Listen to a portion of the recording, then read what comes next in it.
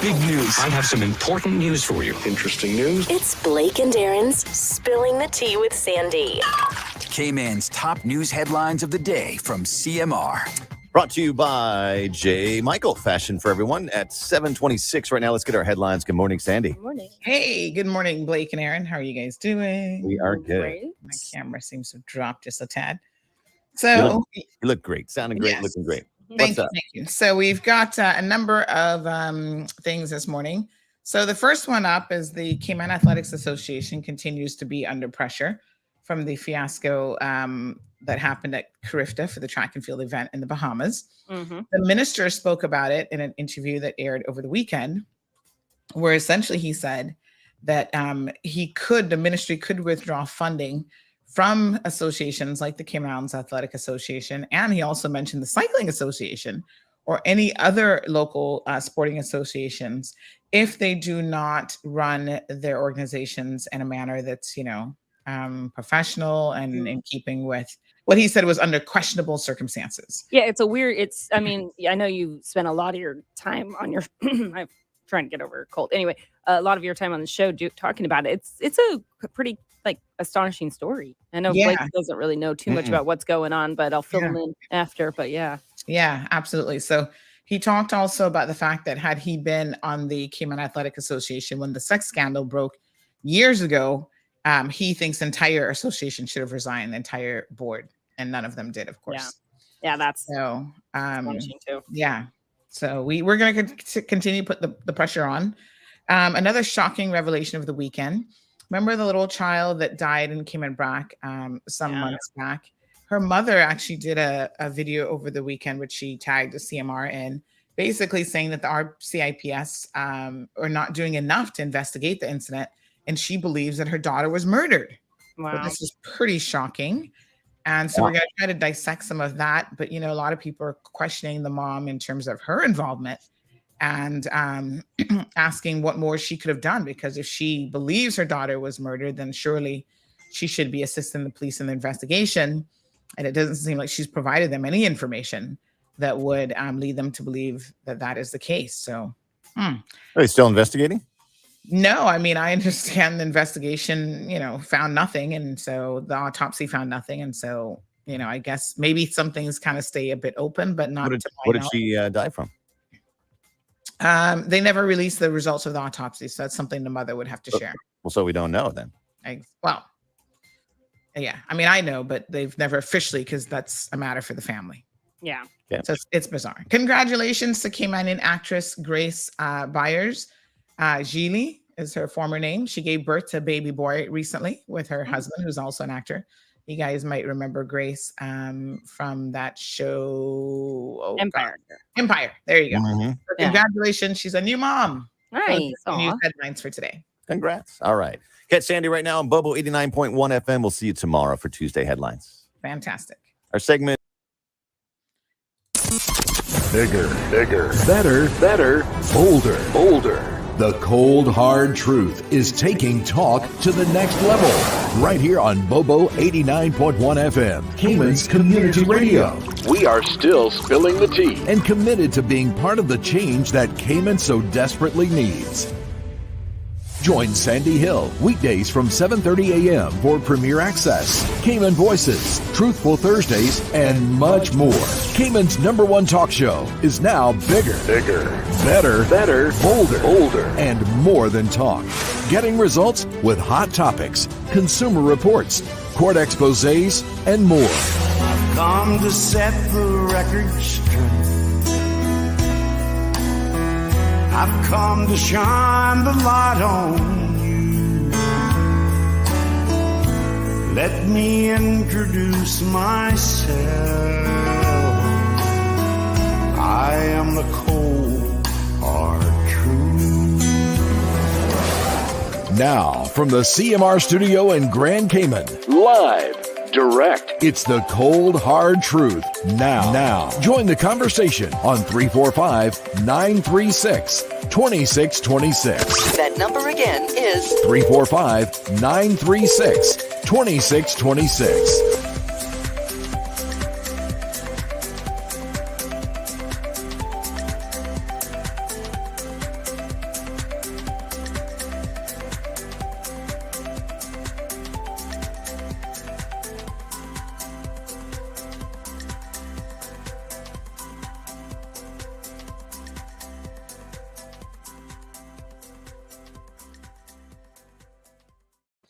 All right. Good morning, everyone. Happy Monday. We are starting a new and absolutely gorgeous, and beautiful week. Ooh, honey chill. I gotta do some squats this morning so I can be seen in the camera. We need to get that sorted out. I need a cable that's long enough to run a new camera. But oh my gosh, the simple things that you can't always find in the Cayman Islands. It's quite interesting. We'll get there slowly but surely.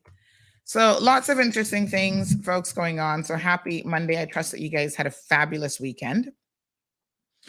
We continue to monitor the situation, not just monitor, but be an active participant in the situation with the Cayman Islands Athletic Association. So let me make a few comments this morning because, I heard over the weekend that apparently Sidoni Mothersill was speaking to politicians saying that I'm going too hard on her. And I thought to myself, wow, I am dumbfounded.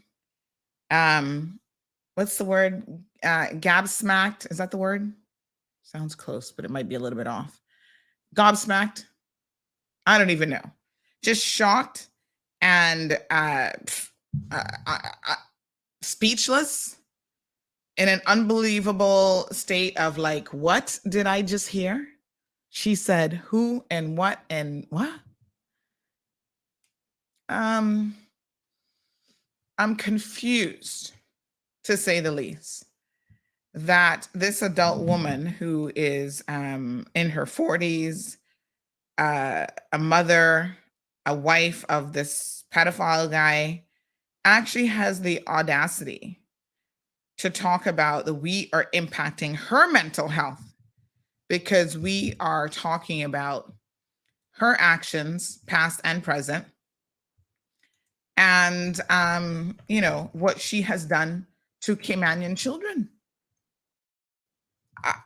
I can't even believe it. The nerve of her to try to play the mental health card. And you see, this is a whole new thing, folks.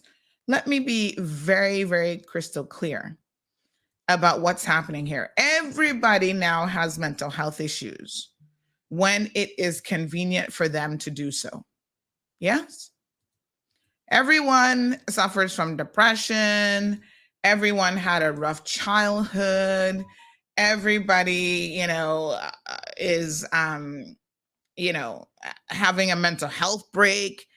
We are abusing and misusing this mental health ticket. And it's so sad because the people who actually need to use it and have a legitimate mental health concern, they're oftentimes the people who don't use it.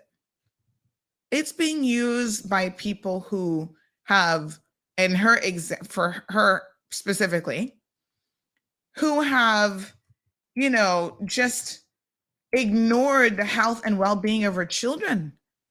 And so that's where I'm just like, wait a minute.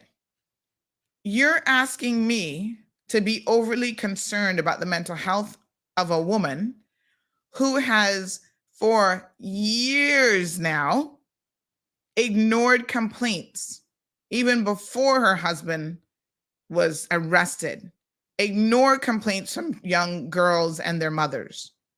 And she now wants to play the victim card? Y'all have got to be crazy. I mean, honest to God, I get it. We are in the age of mental health awareness and mental health awakening. But you know what? When all this fiasco was going on with her husband back in 2016, 2015, and before with her young girls, nobody was paying attention. There was no talk show that was saying, oh, really? Let us really call a spade here and ask some really serious questions. So now that we are educating the people, we're asking questions. We're saying, hold on, this cannot be something that we continue to allow to happen in our communities and not be addressed. I'm getting all sorts of ridiculous questions and queries. Let me, for the record, be very, very clear with all of you. Our children have always needed protection from predators. They've not always gotten it, but they've always needed it. And so if you think that Sidoni, this is for you. You wouldn't answer the phone last week, but you could pick up the phone and call other people and ask them to intercede on your behalf. If you actually think that I care who you call, right? The only person you need to be calling on at a time like this is Jesus. Seriously. You need to call on him in a sincere and honest way and change your behavior. My goodness. Y'all are just out of control. Oh, Sandy is impacting my mental health. She has me upset. So all this time that these children were complaining to you about what your husband was doing to them, that wasn't something that got you upset, huh? That wasn't here nor there, apparently. I see. Those children just didn't matter to you. Listen to me. When I tell y'all that I really am not going to waver on my position when it comes to these people, and if I'm putting the pressure on you and you're finally feeling some pressure, well, praise the Lord for that. Because guess what? We're going to keep the pressure on. My apologies for this camera. It's kind of driving me crazy.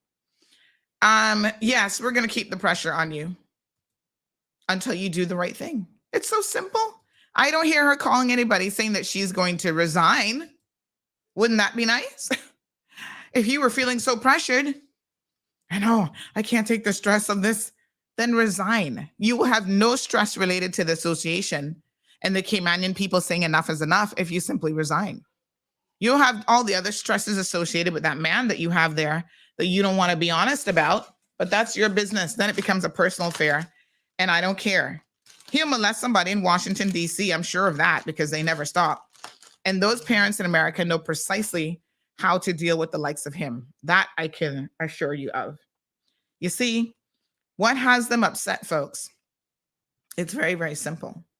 Here I am reading the court files. We can't argue with what the court said. We can't argue with what the extradition paper said, right? All of that stuff is being read to you. Some of you, for the very first time ever, are like, oh my gosh, I cannot believe what I'm hearing.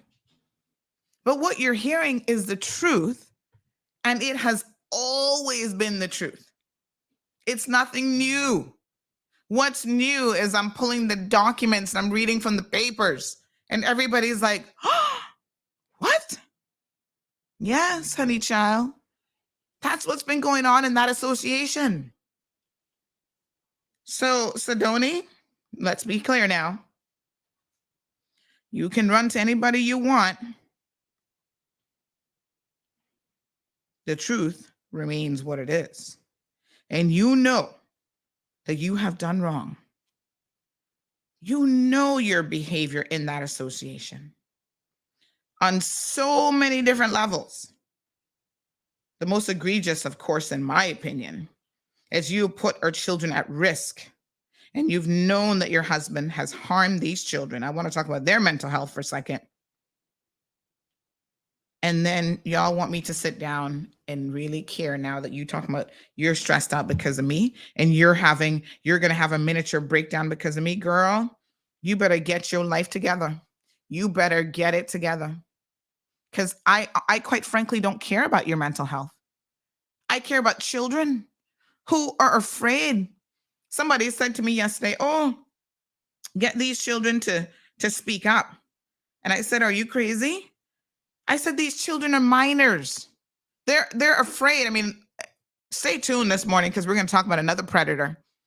There are adults, folks, who are afraid to speak up, much less children, for retaliation and what is going to happen to them. And y'all believe that I'm going to be more concerned about Sidoni Mothersill, a big, hard back woman, right? Who has demonstrated in the past that she's tough as nails? I don't know what universe she's living on, what planet she's on, but it clearly is not a shared planet with me. Let me be very, very clear, folks.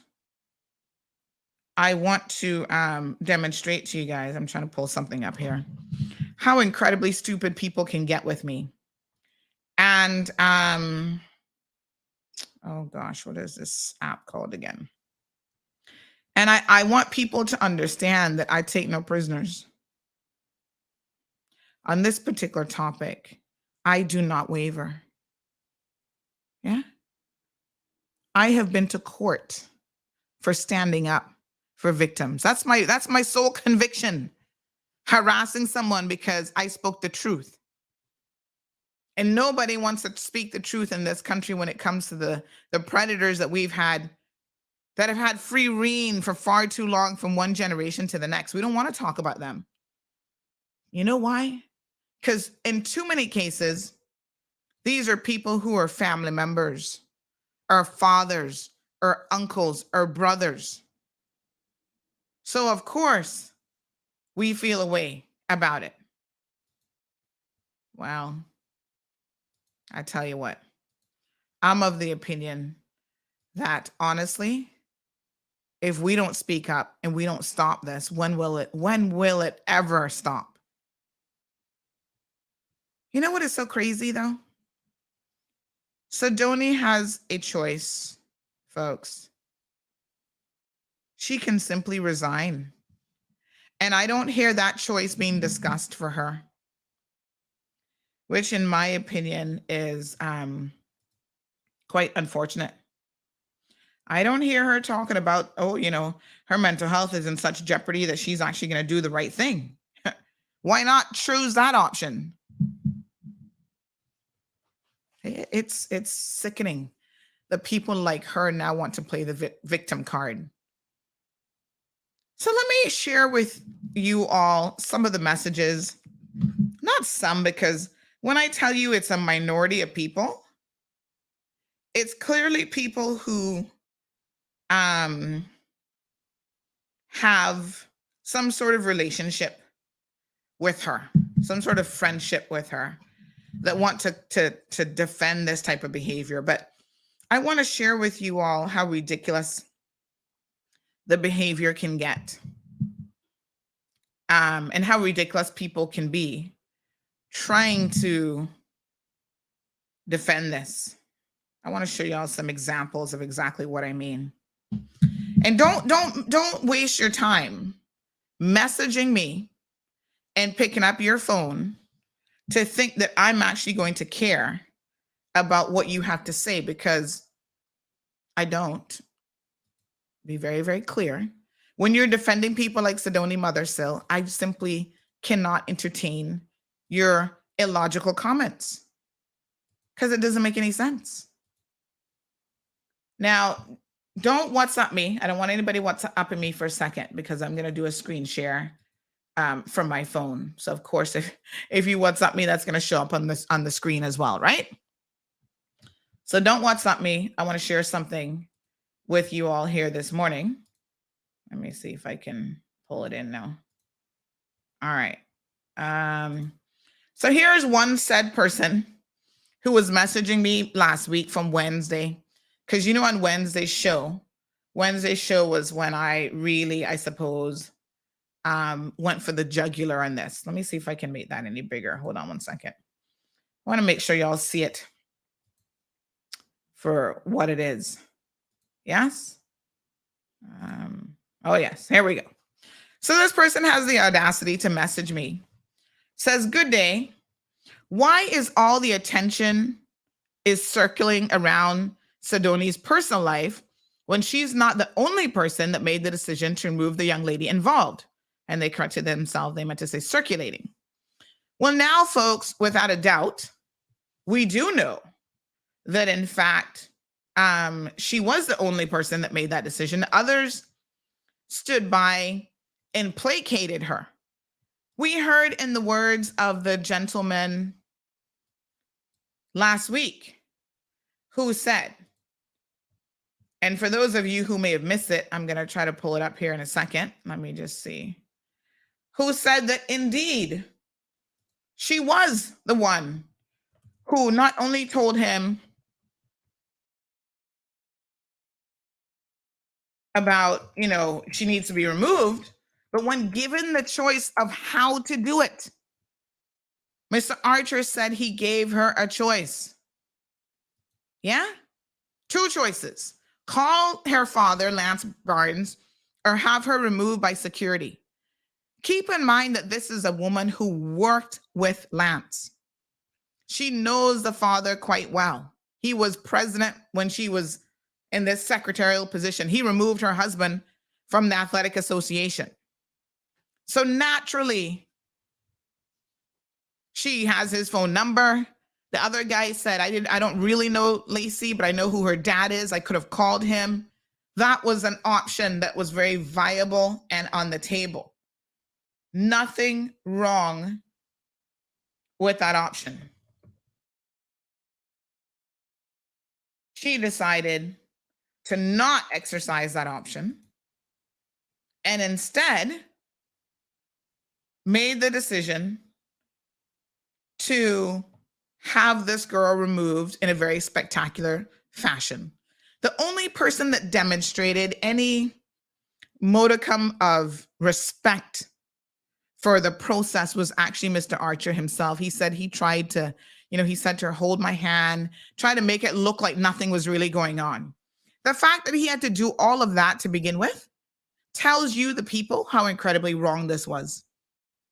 There's no doubt in anybody's mind that this should have never been done that way. And obviously, despite him trying to be very diplomatic on Friday, it's obvious that he felt a particular way about it.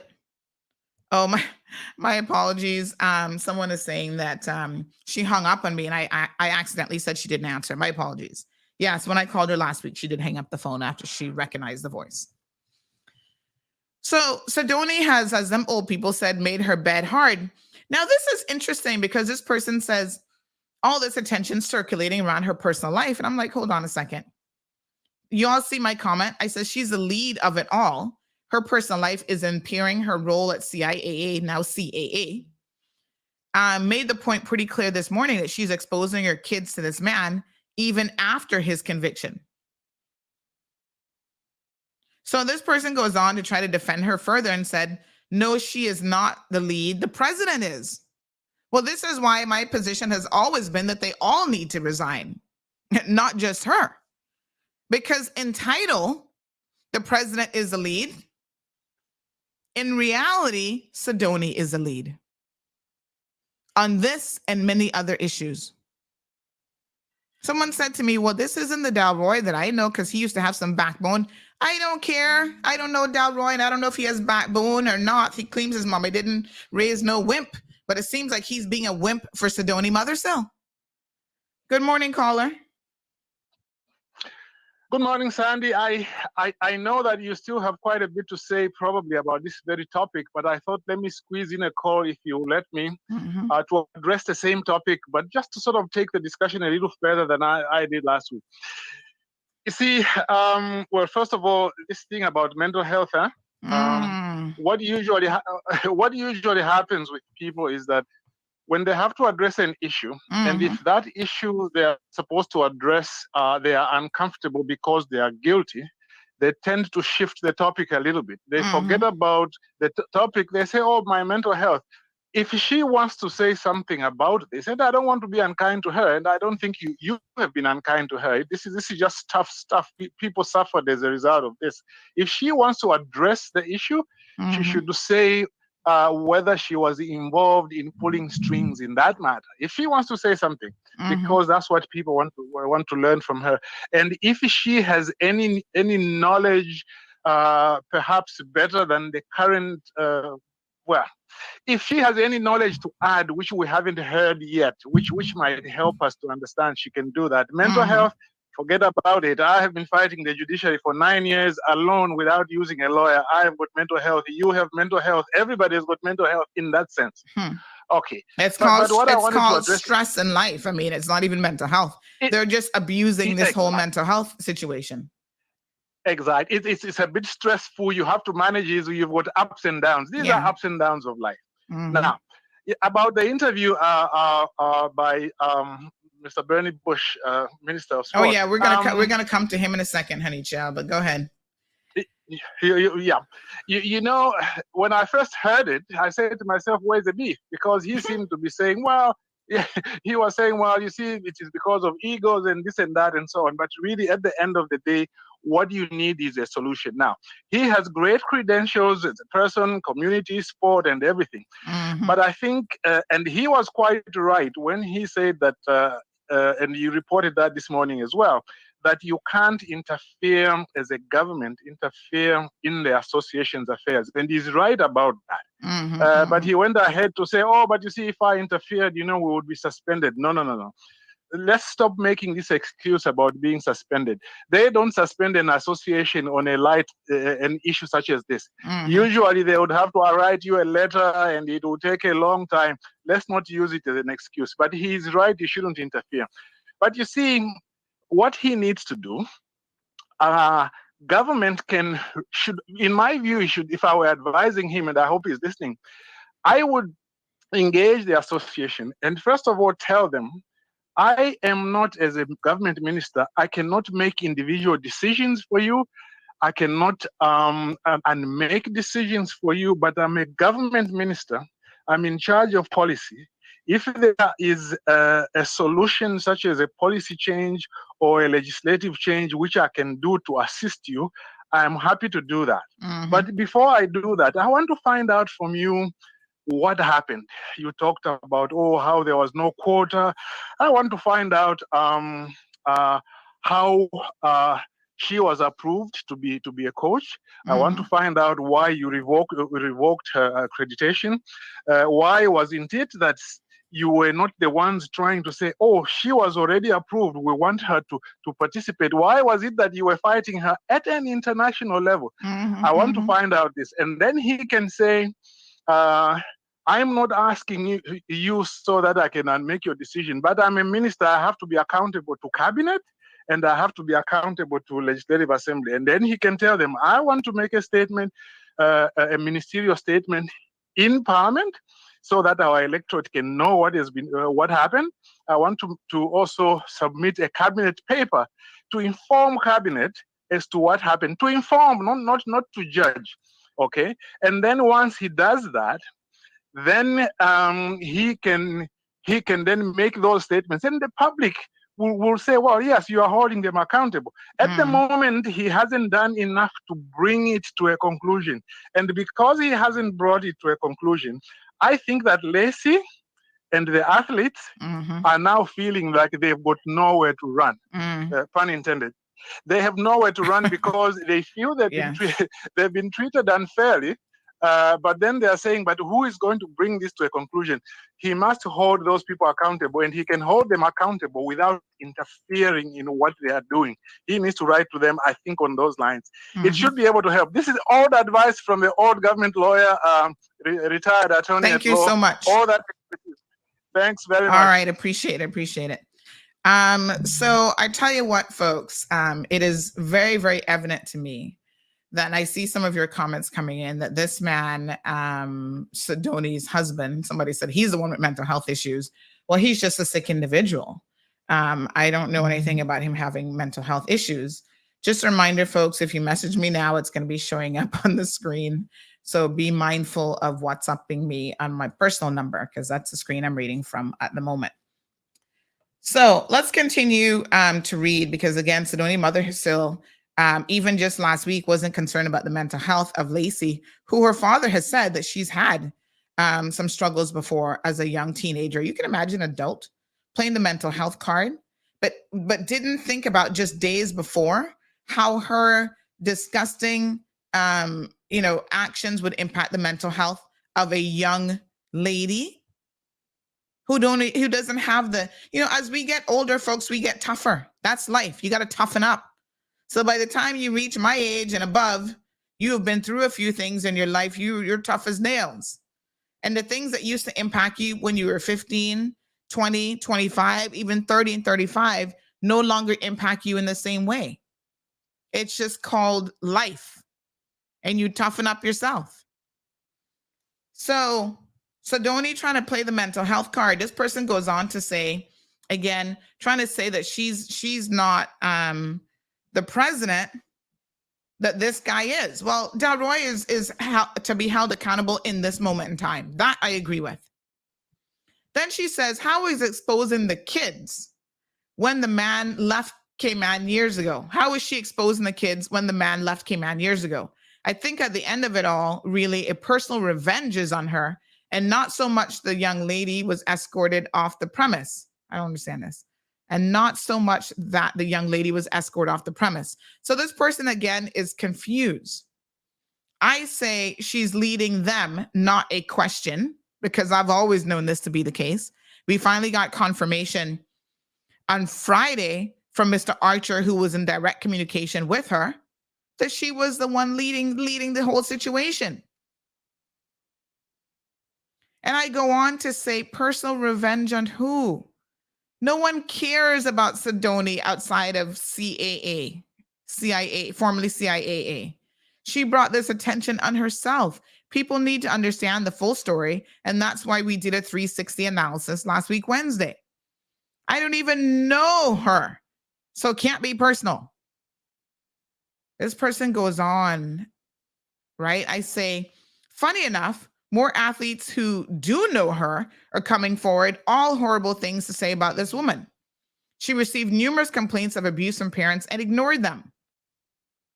So then, of course, this woman then tries to put Miss Pauline, who was on the show last week, Thursday, in a bad light, talking about, oh, her and Lance have a relationship and everything will be revealed in due course.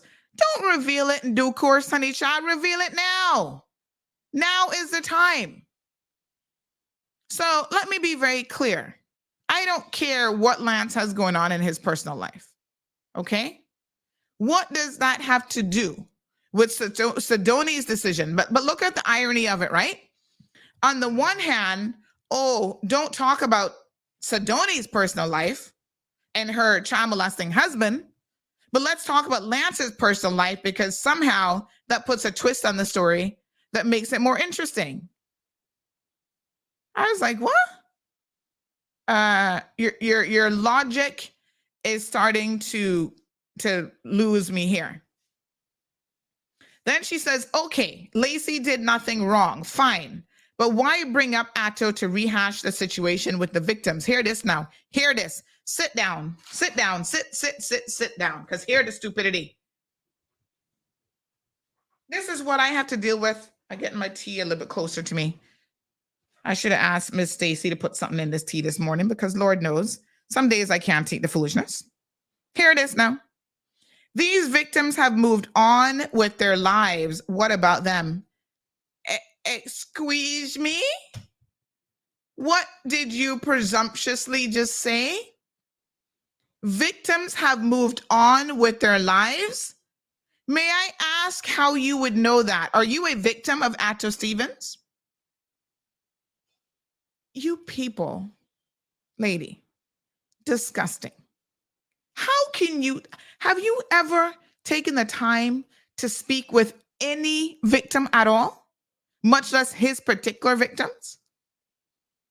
I have never met a victim of sexual abuse and sexual assault who gonna talk about a few years later, they have moved on with their lives. These people are so broken. They become suicidal. Right? They get involved in drugs. I mean, you think that they have moved on? And so you think that we should just drop this? I couldn't even believe what I was saying. What I was seeing, my apologies. Moved on, really. So I say then, if they moved on, they wouldn't have been calling me up to the day before. Moved on? And I say it's very relevant that his wife had denied victims justice. Y'all are missing the point here. This was not a situation that she didn't know anything about or that she was unaware about. She fully knew because victims went to her and complained, and she did nothing. No, well, hold on now. Hold on. Let me correct that. She didn't do nothing. She said, I don't believe you, and you are a liar, and my husband would not do these things. She denied victims justice. What about their mental health? So I say it's very relevant that his wife has denied victims justice and continue to this day to protect him. She should not be in that position for that reason alone. She needs to step down. I go on to say, just like all others involved in the cover-up around sexual abuse, they will be accountable even if it's years later. Oh, why bring it up now? The victims have moved on. Really? Let's talk about it. I say, go talk to Larry Nassar, Bill Cosby, R. Kelly, Harvey Weinstein, priests, and there's a long list of people years later in the hashtag Me Too movement who have been held accountable for egregious behavior that may have happened 10, 15, 20, 25 years ago. Most of them never stopped, to be clear. They've been victimizing people for years. And I say, yeah. What's the other one's name? Oh God, the one that had his own little private island there.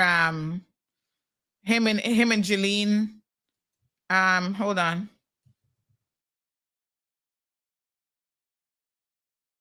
Ghislaine Maxwell or whatever. Those two. Let's not forget those two. Sex offenders, former socialite. You think that if people ignored what she did years ago, oh, the victims have gotten over it? She was just found guilty in 2021. After years of making children available and young girls available to Jeffrey Epstein. The world is no longer in a position to just, oh, let's just move past it and get over it. And we will not be doing that here in Cayman any longer either. Now, I know this can make some of y'all very uncomfortable because some of y'all child molesters and rapists right now are wondering when your card might be called up. Yeah? Then she wants to talk about somebody else. You see, this is deflection at its best. Oh, there's somebody else in the association. I don't want to show that parent's number because I'm going to quickly scroll by there. So there's somebody else in the association who, has been mentally and emotionally taken advantage of, not sexually, by coaches. And I said, okay, and you're comparing that to what? Sexual abuse? Do you know that sexual abuse is not done in isolation? That has a mental health impact. That has an emotional health impact. I don't even know what you people are talking about. I'm at a loss. What I would suggest to you, however, is don't waste your time coming to me with foolishness like this. You're looking for sympathy for Sidoni, a woman who does not even reside in the Cayman Islands any longer. She still owns the house with her mother here in Savannah Meadows, but she resides in Washington. Can y'all please explain to me why I must be concerned about her over our children? That has been the problem all of this time. Sidoni has gotten the red carpet rolled out for her in her mind. She's a legend. Yeah? And no one has ever been able to stand up to her and say, Madam, you have harmed our children and you need to be held accountable for that. At one point, you were making $70,000 per annum on the backside of the people of the Cayman Islands. Performance athlete, that's okay, that's great. But what have you really contributed to this society? If y'all want the God's honest truth about her contributions, you need to ask yourself how many of our athletes, even just up to this last Carifta, she was trying to hold back. Y'all want to hear a dose of the cold hard truth? You know the young man, Devontae, what's his last name? Hold on here now. Devontae, oh gosh, my apologies. Howell, he won the 100-meter, right? That was his sport. He got 100-meter gold. Let me tell y'all what she was doing to him right before his performance. Apparently, he was overseas training and doing other stuff. And in order to qualify for Carifta, he ran and sent the qualification. Oh, no. Sidoni is telling him, hear how much she's for the youth of Cayman. She's telling him because he ran indoors, that will not suffice. That's not good enough. You need to come to Cayman and run outdoors in order to make your qualifying numbers. And because he has other stuff going on, I think he might have actually been recovering from an injury. His coach said, no, he's not going to do that because although he's prepared to run, he doesn't want him to overexert himself and have this injury that still hasn't quite resolved itself flare up even further. And so he will run. He provided the test times that were needed, the qualifying times. But she's pressuring these kids, no, you have to come back to Cayman, knowing that a lot of them were overseas. They were, and there was another young man too who also won, and she was doing the same thing to him. This is not a woman who is really for our athletes. I don't care what her title is in the association. And once again, Mr. Delroy, Mr. Francis, they all sit there and do nothing. What about the other board members? Somebody was asking me this yesterday. Right? And let me see if I can find. Let me see if I can find the other board member. Somebody says, yes, he's in school in the US. Yeah, that wasn't good enough for him.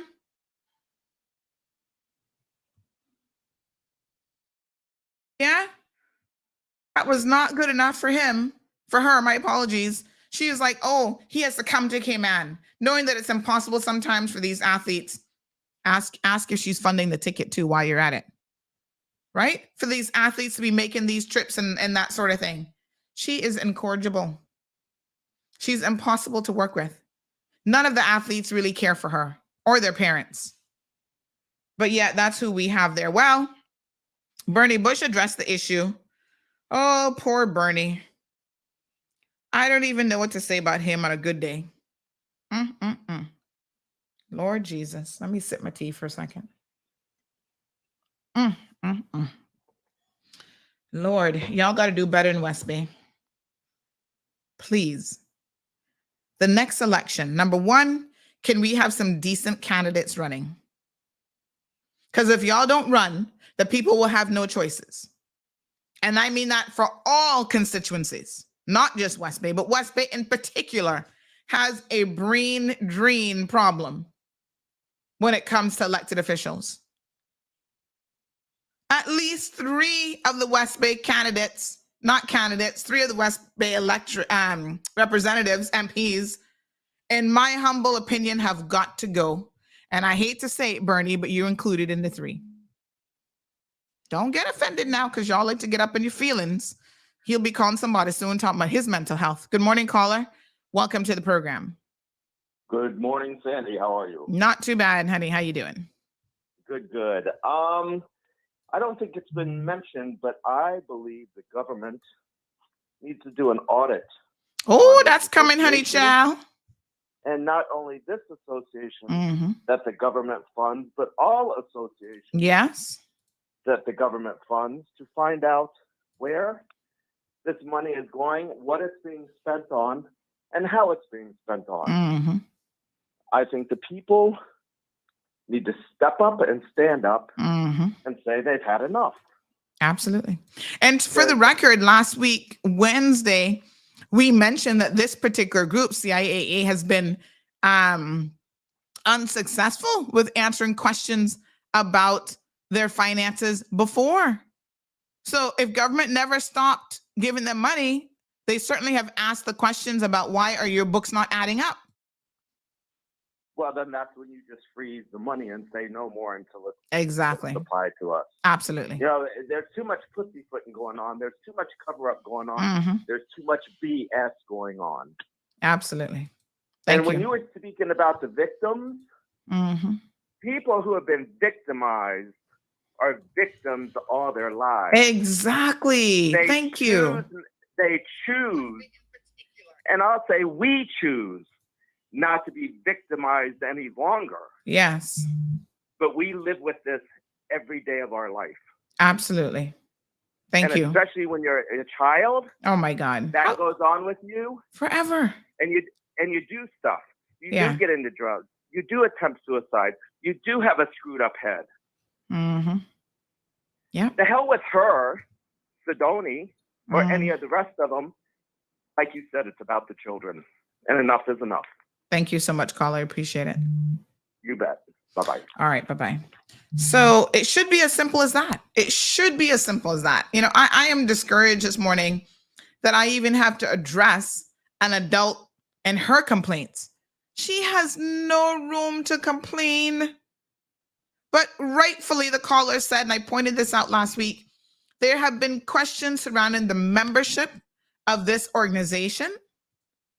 There have been questions surrounding money with this organization. I told y'all what Sidoni was up to. The woman is a dishonest person to her core. When you have to go and get people in your church to go and sign up for membership just to keep you on the executive, I think that might be a clue that you're really not meant to be there. Right? When you have to pad the membership and you pay for it and the numbers still don't add up. Like I said, go and look at the lawsuit from Delroy. The current president was suing the association since he claims his mama didn't raise a wimp. Mr. Delroy, you care to tell us the true story behind that, which we already know? You were fighting Sidoni Mothersill. How did that get buried so quickly? Because you levied accusations against her about how did the membership double from one year to the next. And they're all her church people and her friends to keep her in a position. You were demanding records that the association was refusing to give you. Can I ask you now as president, do you have those records? Are you satisfied with how all of those people became members? What changed? What happened? How did you get so placated all of a sudden?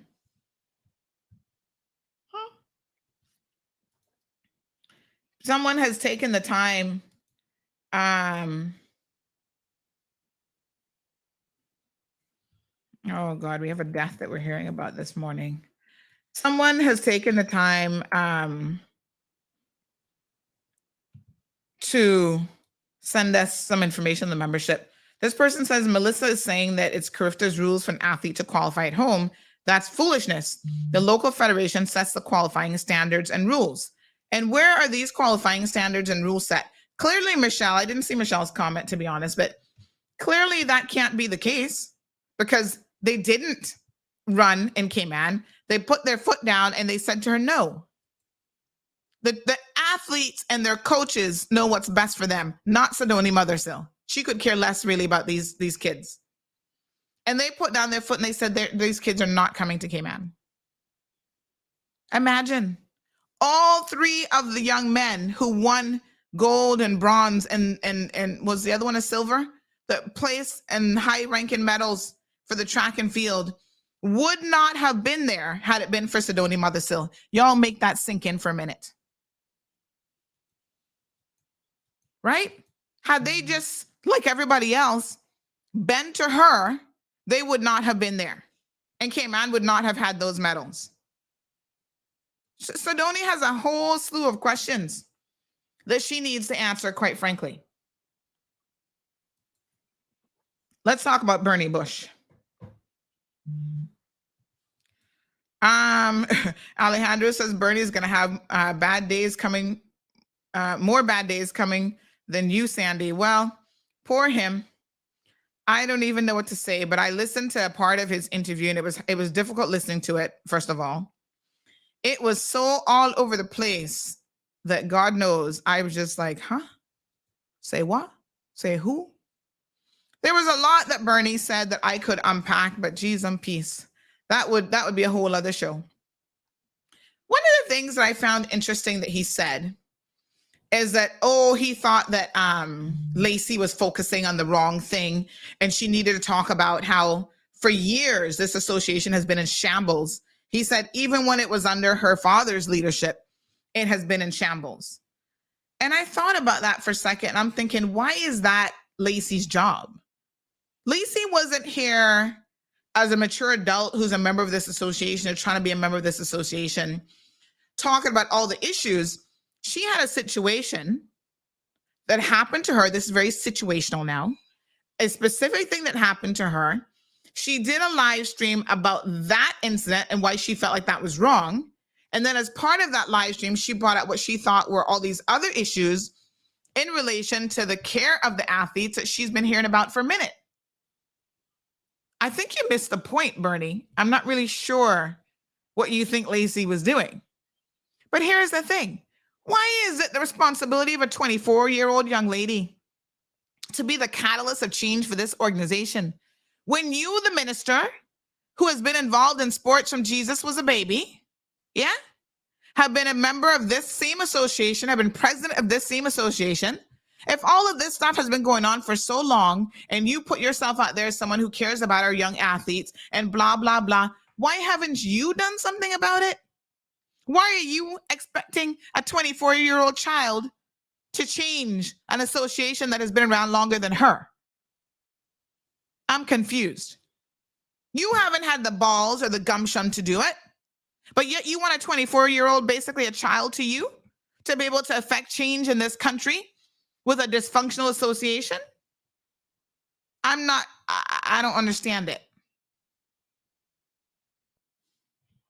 I'm trying to stretch my Achilles heels as we speak here, folks, literally. Been having some problems in the last week with some Achilles heel pain. So if you see me stretching, that's what I'm doing. This don't make any sense, Bernie. Have it make sense? You confuse a lot of people with that interview, I must tell you. There were times when I was just like, what is Bernie going on about? I don't even understand what he's talking about. Bernie, you're the minister. We have an expectation of you, not of this 24-year-old child who was in tears at a stadium in the Bahamas over how she was being treated. Why don't you get some testicular fortitude and do something about the association? Now, rightfully so, he said that he can't interfere with the association. I'm not so sure his logic as to why he can't interfere makes any legal sense, as the previous caller said. But you know how you impact an association, folks? The one thing they care about more than anything else is the money. They care about the money more than the athletes, I can assure you. Take their funding away. Freeze it immediately. And you will send that. That's your only card? That's your trump card? Good. Play it. And you will see how quickly heads will roll and people will do what they need to do. It might be a temporary setback for our young people and for the association, but Lord, how much more can they be set back when they have this bunch running the show? I'm just really saying. He also went on to say, it was unfortunate that it happened, but sometimes bad things happen because these things need to be brought to the forefront. Again, why are y'all sitting back and not bringing it to the forefront yourself?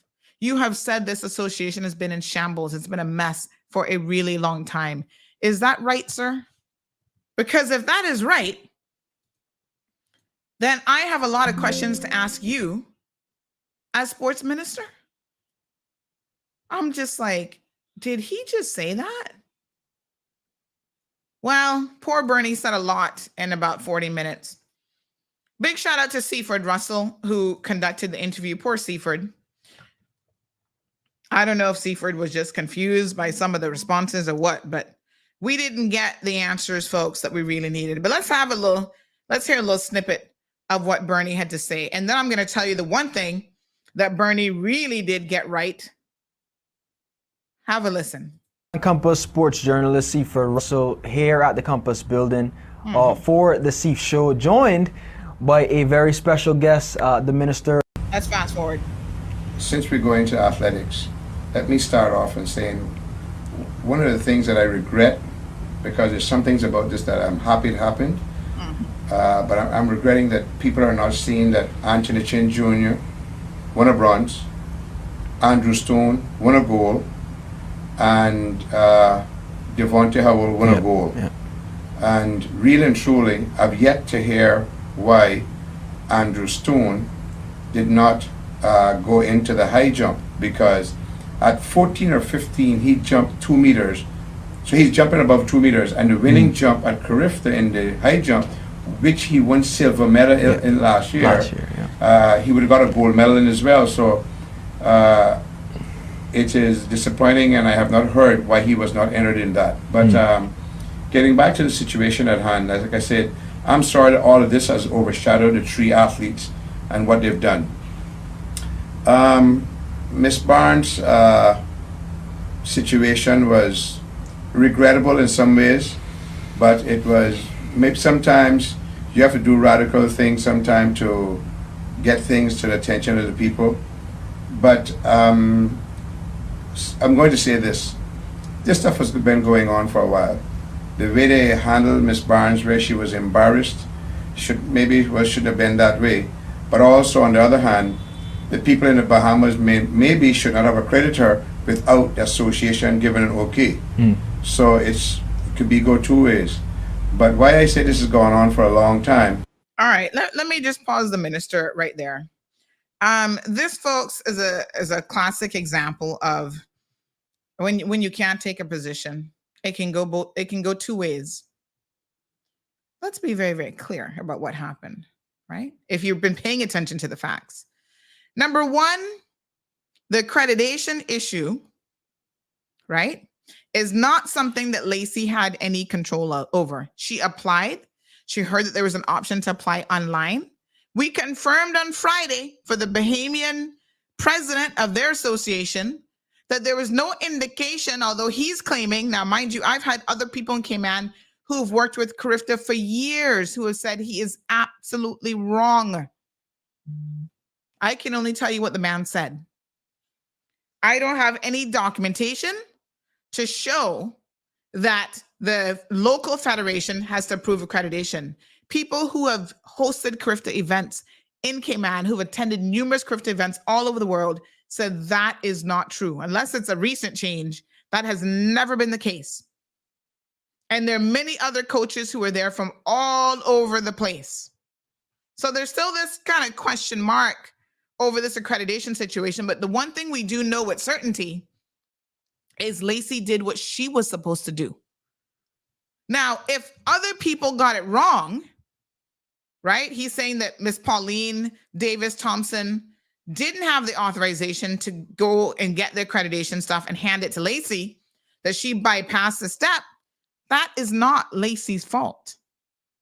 So this wishy-washy response about, oh, well, maybe she should have known that the local accreditation was supposed to authorize her or whatever. I'm just like, Bernie, pick a position here. You can't have it both ways. It's either. Both of them can't be right, you know.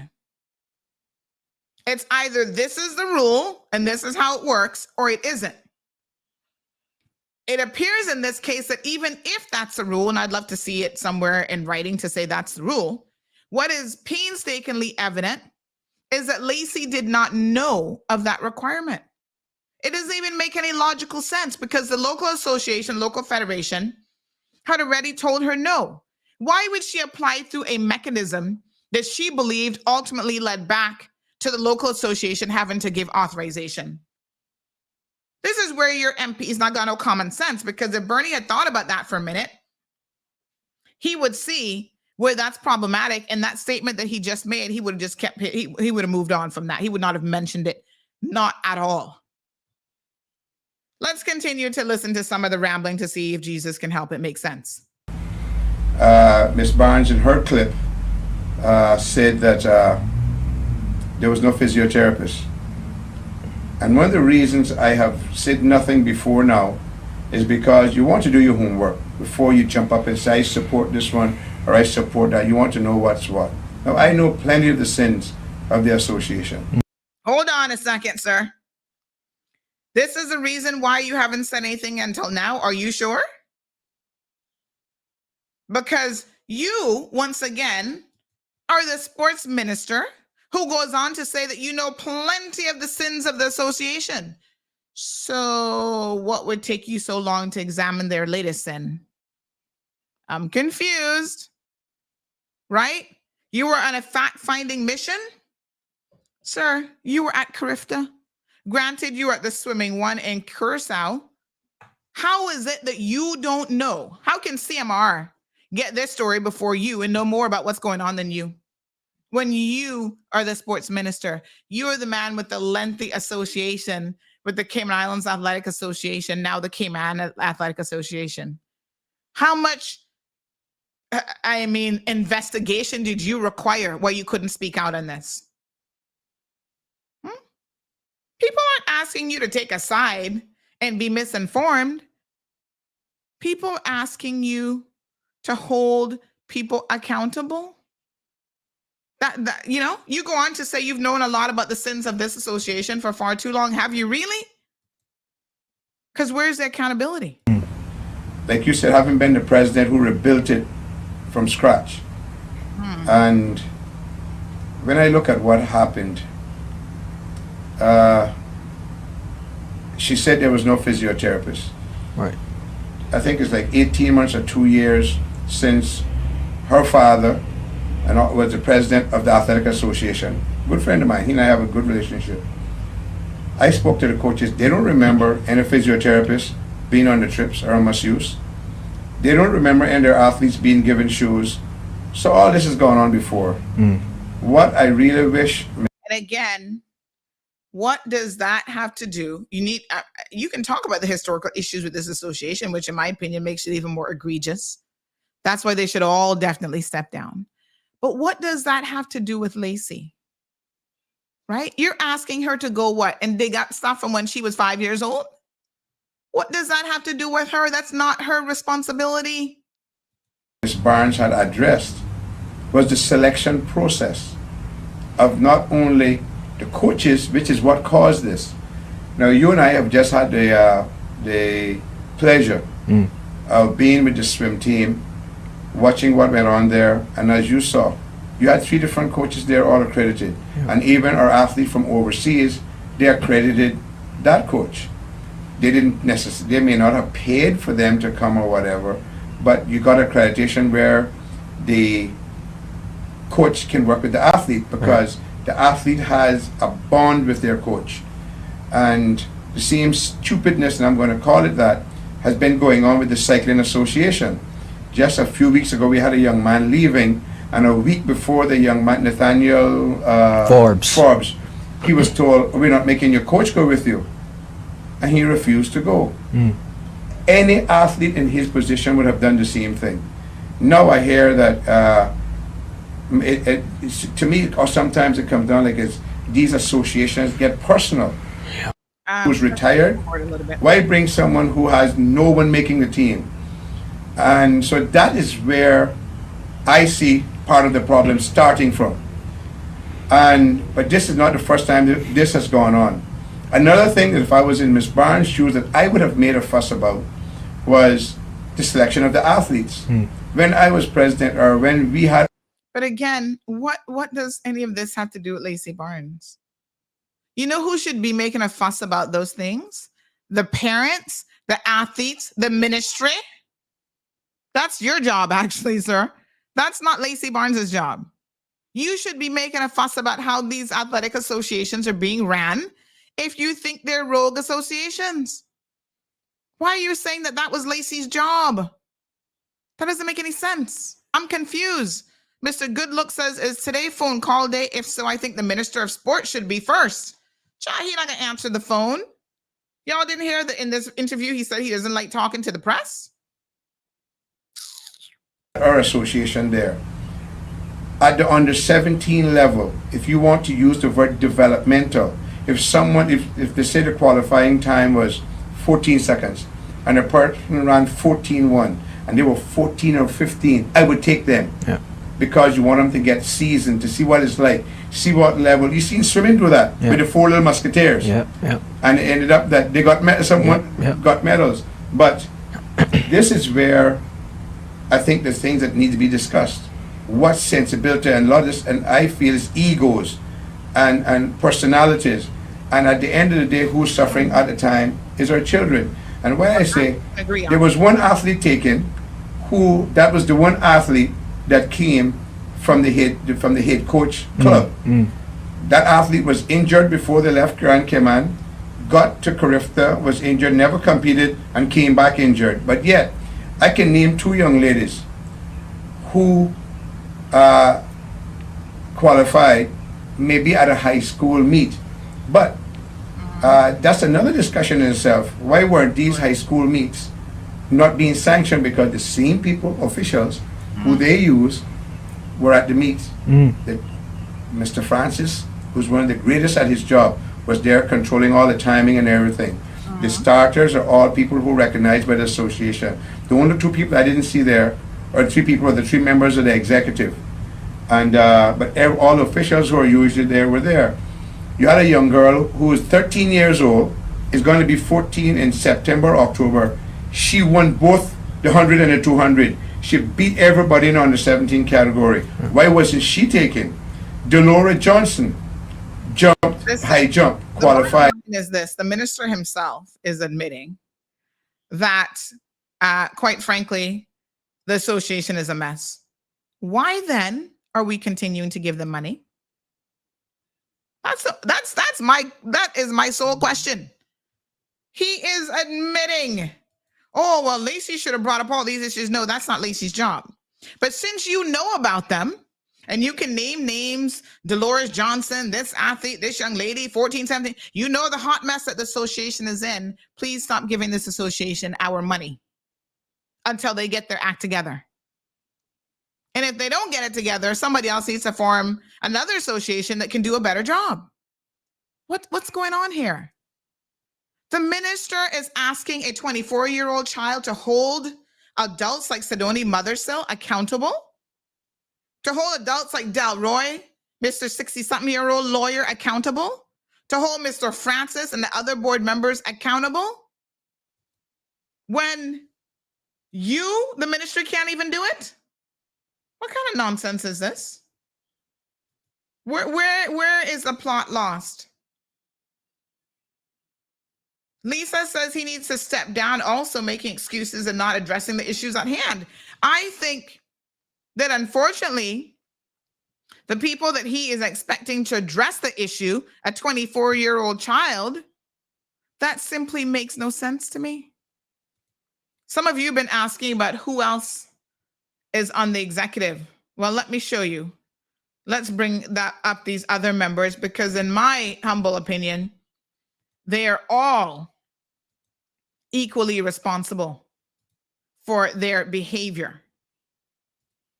And the fact that none of them have been held to account is a problem. So we have H. Delroy Murray is the president, Osbert Francis, first vice president, Maxine Anglin, second vice president, Sidoni Mothersill, general secretary, Ray McLeod, treasurer, Paula Dawkins, assistant general secretary, Carl Morgan, ordinary member, Theo Cuffey, ordinary member. Daryl Porter has resigned. Daryl Porter is the only member of this executive who has indicated that he cannot be a part of this fiasco. And I mean literally the weekend that all of this happened and came to his attention, he said that they didn't know what was going on, but as soon as he saw it and heard what was going on, he properly disassociated himself with this situation. He's the only member. We're still asking Theo Cuffey, what you doing? Carl Morgan, Paula Dawkins, Ray McLeod. We'll try and hush about Sidoni Mothersill because y'all know she's not going to step down. Maxine Anglin, Osbert Francis, Delroy Murray. All of you need to tender your resignation. And the petition is going to start this week for you to do so. Michelle said the parents and coaches have definitely been making a fuss about the selection, but that fell on deaf ears. Well, it seems like everything falls on deaf ears with this association, and that is a problem. Let's get it together, folks. Please step down. Do your country a solid by resigning. Tender your resignation.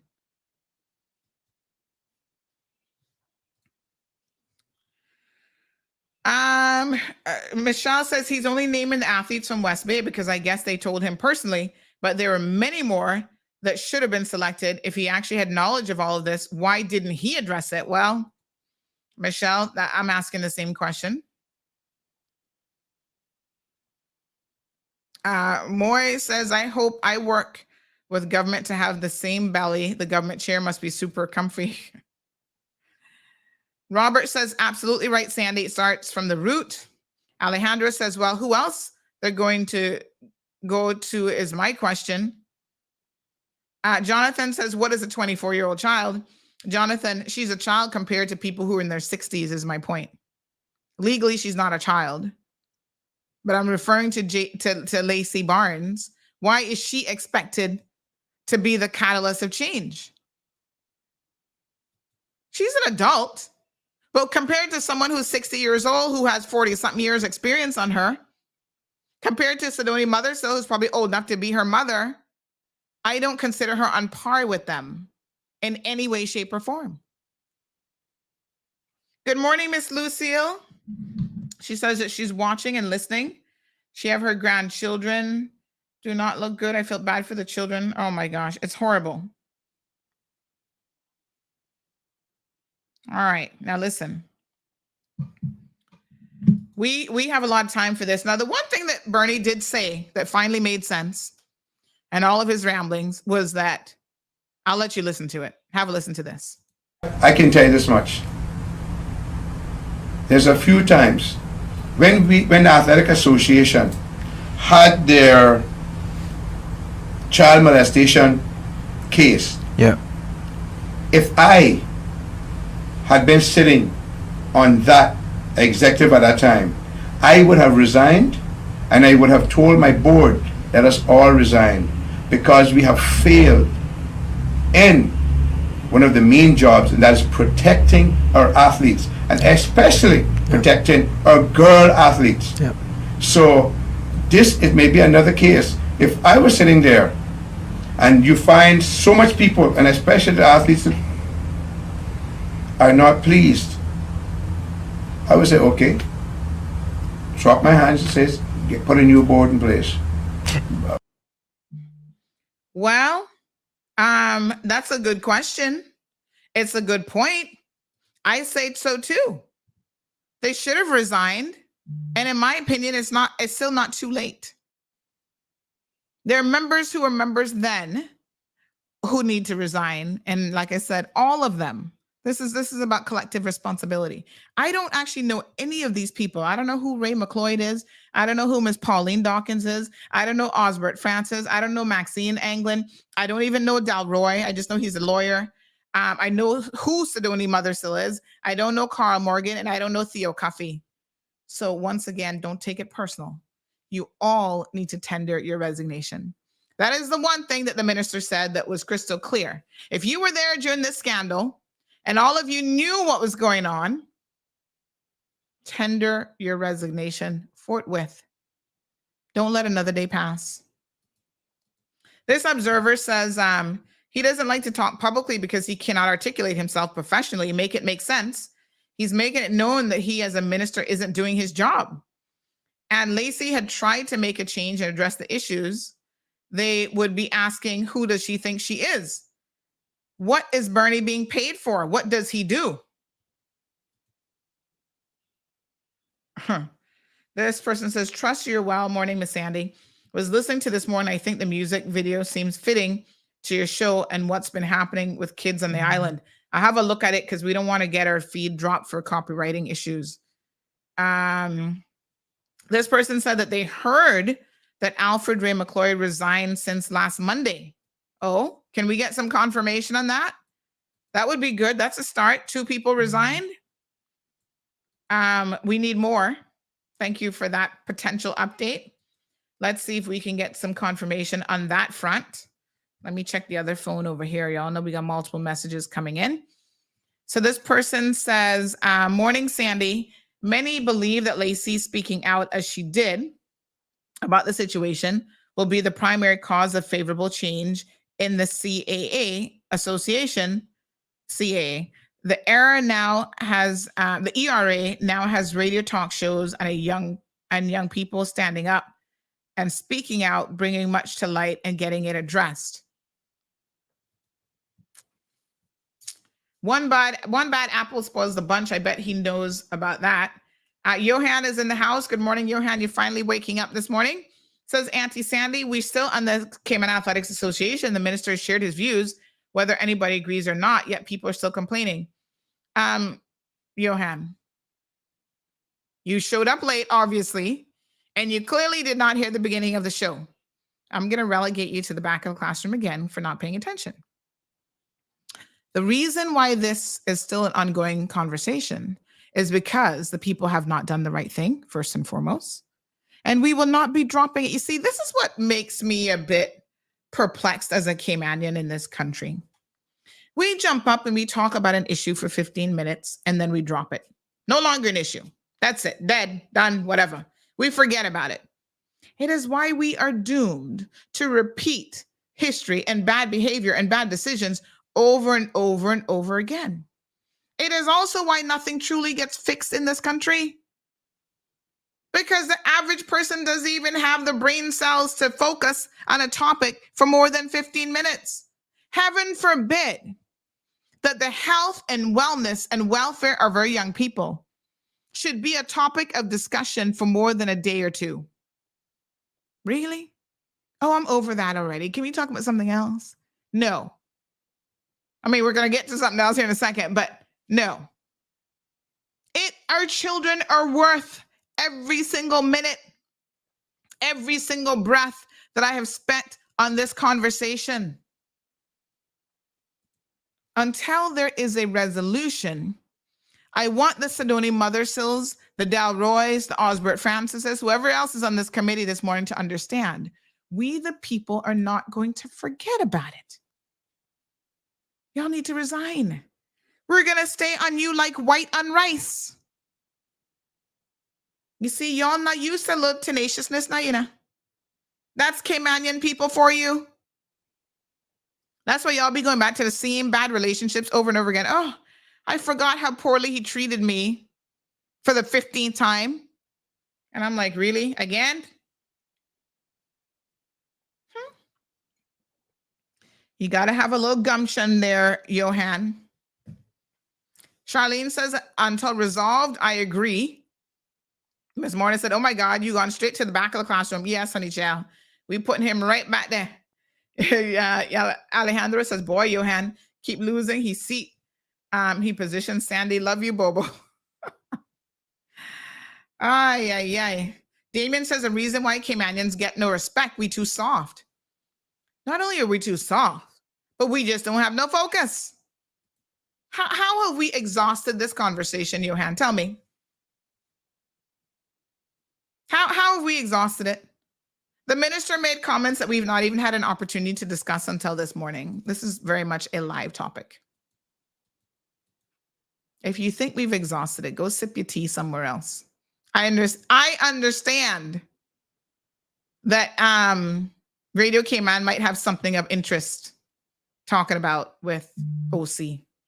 I'm not sure what it might be, but Johan claims that he's a teacher's pet. Poor him. The teacher around here don't have no pets, honey child, especially when you're not paying attention. All right, so listen to me now. We're going to keep on this situation. We're not going to let it die down until we have some real accountability. Imagine if we started to exercise this concept of real accountability in all of our lives, all facets of our lives. Our elected officials wouldn't be able to get away with 90% of what they do. Speaking of real accountability with politicians, oh, Jesus. I wasn't going to go there today, but since I'm feeling it, Let me ask a question. Y'all ready for this one? Ay, ay, ay. I know she gonna say I'm picking on her. Oh, these MPs. Oh my God. All right. Barbara. Please help yourself. Help me help you. Because you are the representative for part of which constituency is she in? I know she gets part of Windsor Park and the other part South Sound, right? Tell me something, Barbara. What is this that I'm hearing on the streets? Barbara Conley. Let me tell you what representative she's from. Is it Georgetown North? Barbara Connolly. Let's see. She is Georgetown South. All right. Y'all help me out here now with this.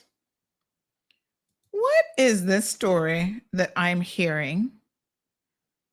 That Lady Barbara, she's purchased a boat called Lady Barbara, by the way. I don't know what that's all about.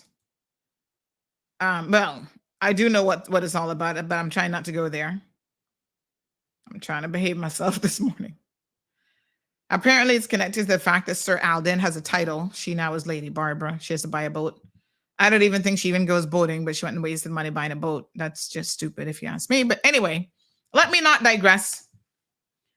What is it that I'm hearing that Barbara is actually working a full-time job for her company management? She works for this, she's a manager of fiduciary services.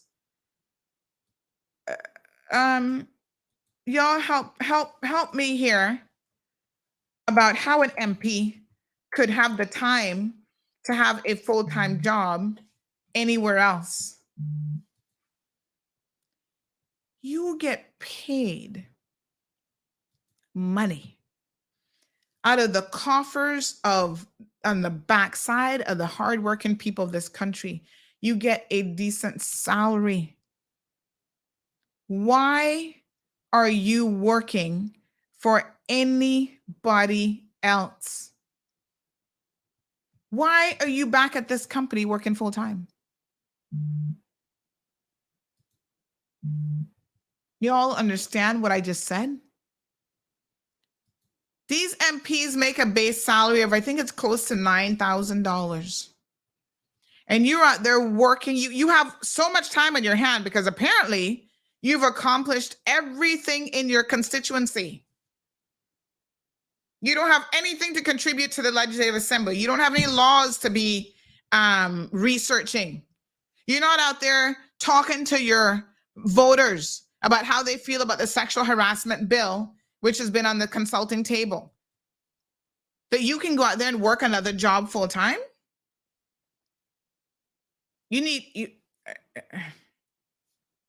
People. You see, this is the kind of foolishness that we should not be accepting. Who does this even? I don't understand it. This is why even some of these MPs, when they own businesses, if they're active in the business, I say, listen, when you become an MP, you got to be prepared to put all that stuff aside. You can't be actively running a company and working as an MP, not if you're really trying to do a job. Do the proper job on behalf of the people. Oh, my poor foot is cramping. Oh, seriously? I am flabbergasted at this information.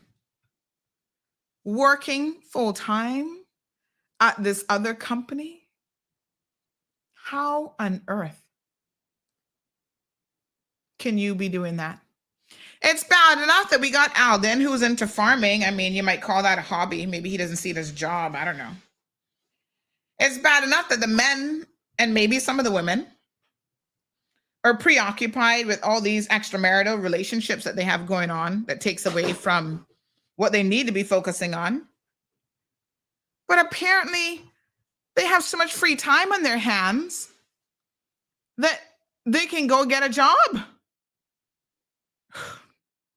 Y'all better wake up for the next election. You hear me? Y'all better wake up for the next election. It is time to vote these jokers out. Where is David White? Where is he? What has he done for you all lately? How does that song go? What have you done for me lately? Where is he? This is a man that you don't even know if he's alive or not. You can't hear a single cahoot from this man. Silence, dead silence. Alden, where's he been?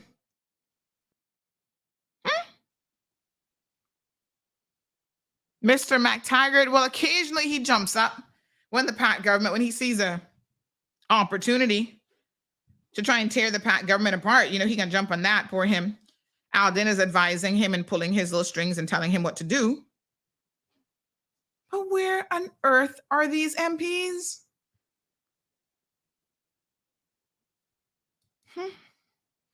No, sir. When I heard that over the weekend, that was like, my God, this really takes the cake. You have time to go and start working full time? Have y'all taken a look around in your respective constituencies?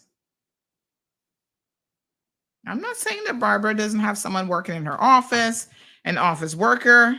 I know they be trying, honey child. They does a little thing. They giving out groceries to crackheads and stuff like that who are taking advantage of them. Andrea Spute.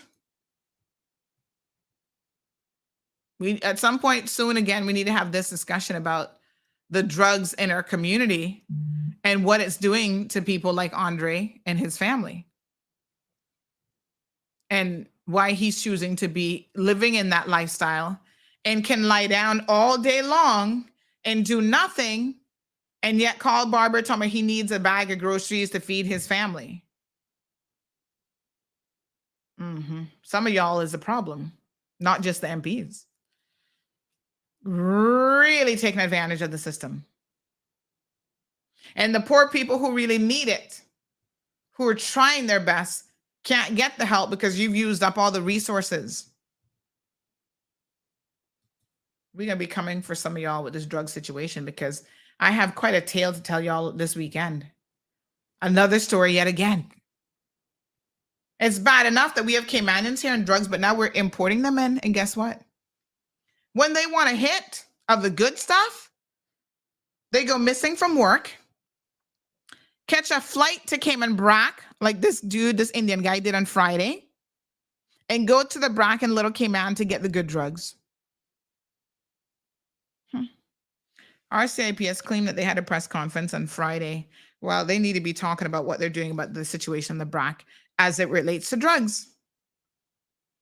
Because it's unconscionable to know that even expats know if you want the good stuff, you get on a flight and you go to Cayman Brac and you can get your crack or your cocaine with no problems and no one is doing anything about it.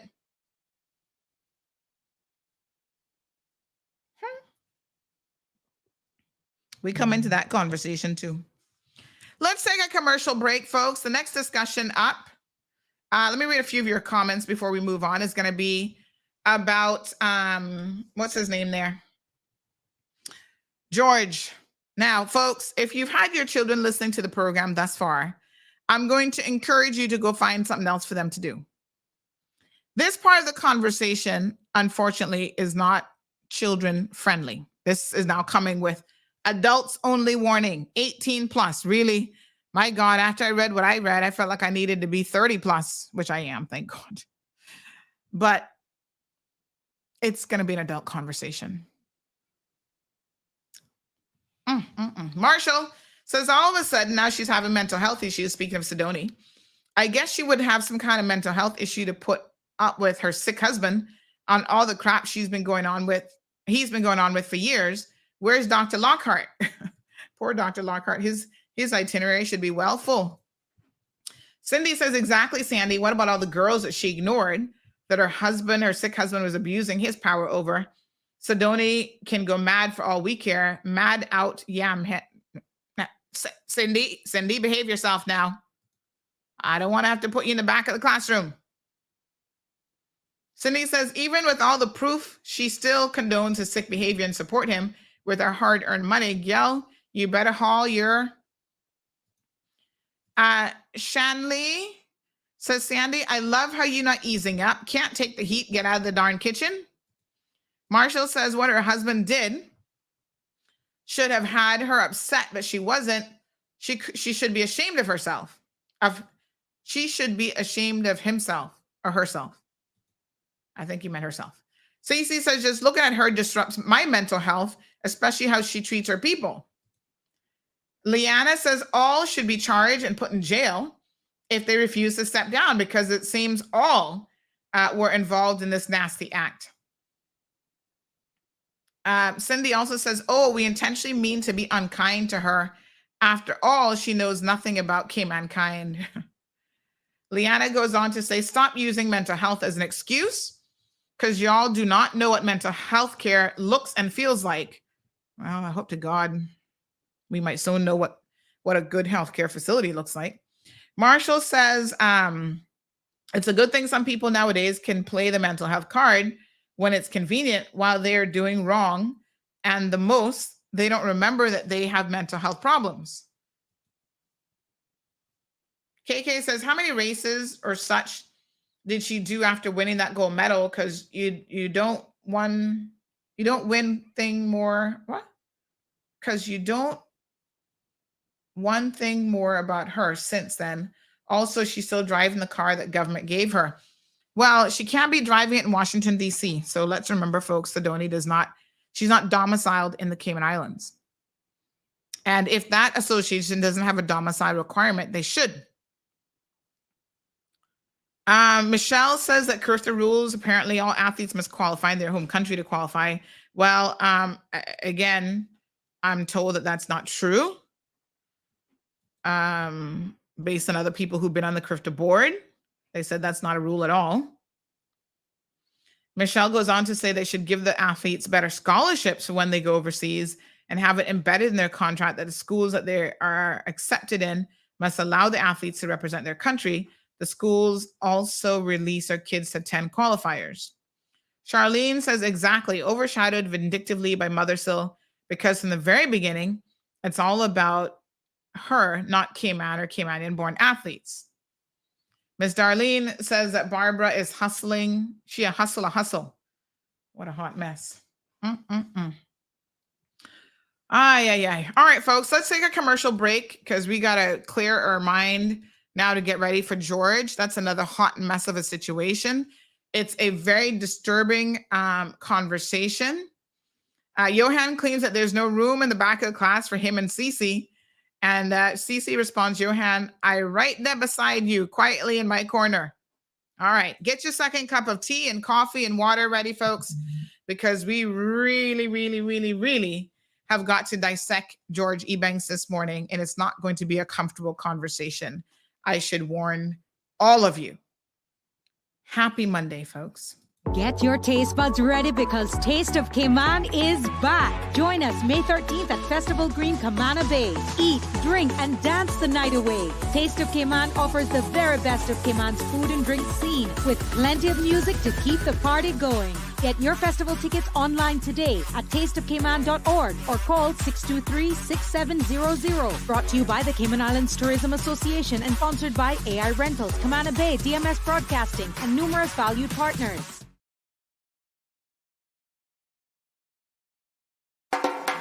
Ocean Ridge Heights offers an amazing opportunity to own a piece of land in idyllic Cayman Brac, right on the bluff, starting from $80,000. Located in a quiet residential area with high elevation, these lots are ideal for a future home or investment property and are sure to go fast. Cayman Brac offers a laid-back lifestyle, amazing pristine diving, limestone caves, diverse flora, along with amazing wildlife. Inquire about the owner financing options so that you can secure your piece of paradise today. With only a few lots remaining, these are sure to go before you know it. Contact Crichton Properties today on 345-949-5250 or info@crichtonproperties.com. Recover Personal Injury Attorneys, helping injured people get what they deserve. Did you know that insurance companies have lawyers that represent their interests? Before signing and accepting any settlement, know your rights. Call us today for a free consultation at 924-9999. That's 924-9999. Recover. Your personal injury attorneys are on standby to assist. In the mornings, no one wants to miss listening to the Cold Hard Truth or reading CMR. Cayman's #1 news platform has made your morning commute fun again. Pass this time with the Cold Hard Truth on weekdays from 7:30 a.m. Talk radio that's engaging, entertaining, and enlightening. But be careful. Some mornings it's so hot, you might run into a bit of trouble. All right, folks, welcome back to the program. It's time now for adult-only conversation. Oh, Lord Jesus. Woo! Miss Morna says, I'm done in the third row from the front, and I'm not moving. Well, let's talk about George.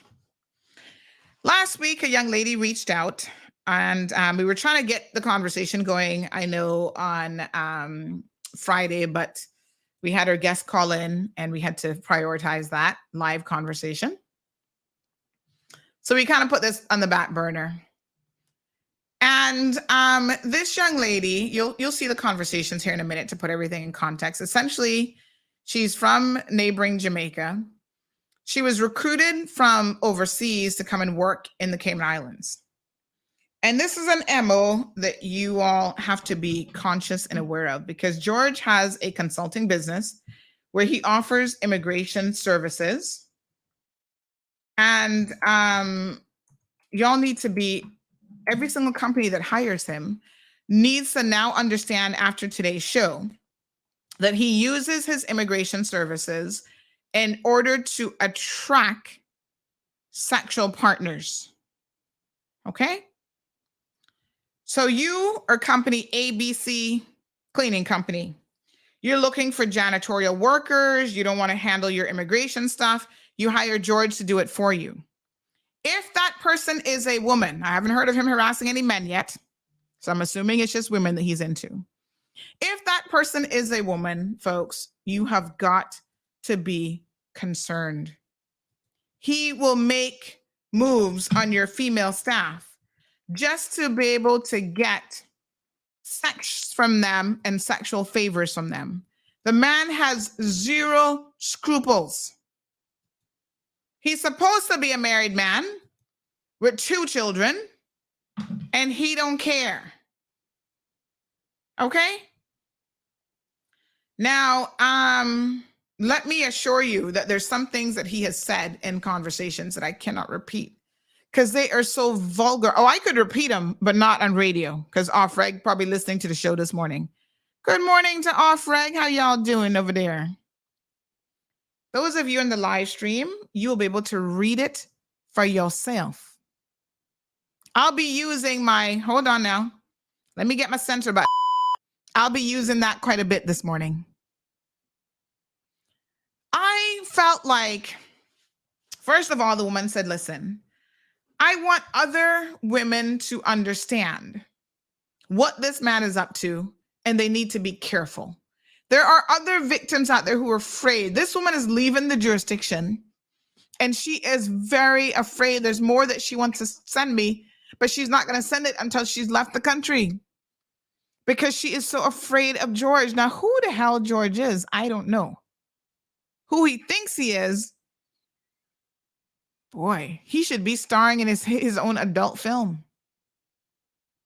Let me break it down. Now, I saw Cece. Where are you, young lady? I hope you're paying attention, because Cece said, oh, there's women begging him for money and blah, blah, blah. Cece saw a snippet of a conversation. And I want to put everything in context here today, because we have got to set the record straight. George is no victim. He is taking advantage of vulnerable people who are here on work permits or who are trying to get into this country to better their lives. Now, I want to tell y'all something. You may not get it, and you may not understand. Because Caymanians have been privileged their entire lives, right? People have been cuddling y'all and giving you the best of everything, and you're still complaining every 2 seconds. There is real poverty in this country. Poverty that pushes, not in this country. Yes, there's poverty in this country, but in this world is what I meant to say. In our neighboring countries, poverty to the likes of what Caymanians have never seen. And I pray that we never see. Because we have an okay life for the most part. Some of y'all living very comfortably. There are people who will do anything to get an opportunity. And if that means sleeping with the likes of George Ebanks, even to that, my dear, they will do. I get it. I know what y'all thinking, like Sandy. For real? Yes. Y'all don't understand the life of privilege that we have had and how desperate people are to have an opportunity, especially when they have children. They want to better themselves for their children, better their lives, get a better job. And you're going to, when we start reading some of these messages here in a second, you're going to see some of that desperation. And I hope you listen with a heart of understanding. Because when you have someone like George who knows these things and who takes advantage of people in such a vulnerable position for his own sexual kicks, I feel like I should be kicking him in the gonads. That's what he deserves. This is wrong on all levels. Forget about the fact that he's a married man and he's supposed to be a Christian in church.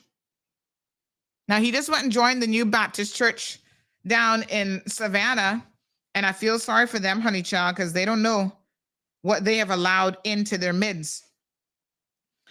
One thing for sure, they better be very careful, especially with the young girls. Be careful.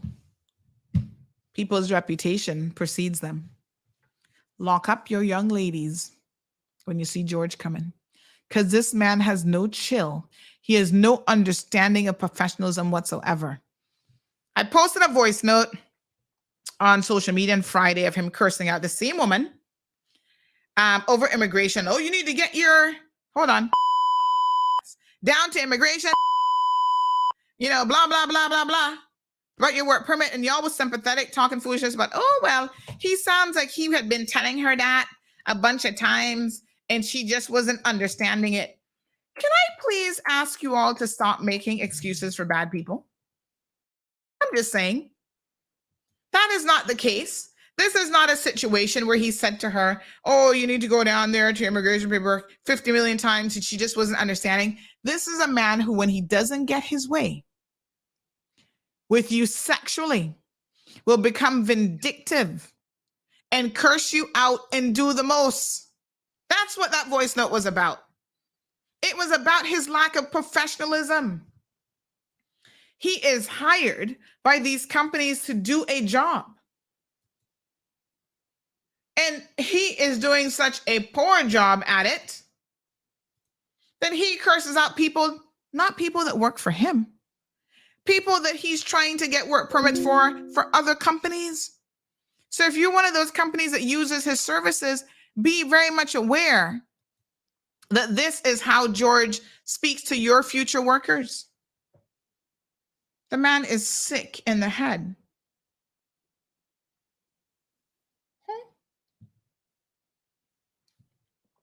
Somebody says attending and joining a church are two different things.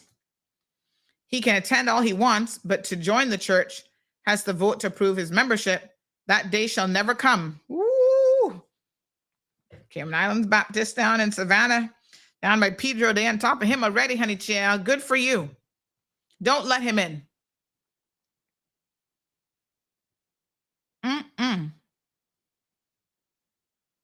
Do not let him in. Let's have a look at it, folks. November, December. Yes. November the 24th, 2022. He starts a conversation. Now, I know it might be hard for y'all to see, so I'm going to, give me 1 second. Let me see if I open this up. I'm going to try to see what's the best way for you to view this as large as possible. Because like I said, there will be things on here that I cannot say. I can't repeat some of these disgusting words. So it will be incumbent upon you all to try to read this. Let me see here now. Window.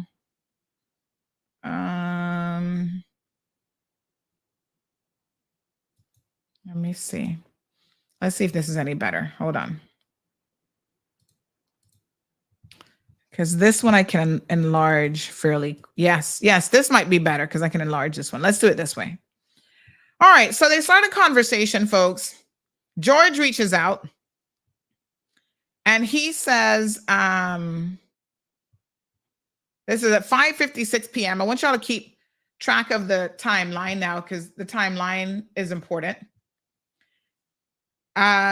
He reaches out and says, "Hi, I'm George Ebanks in Cayman.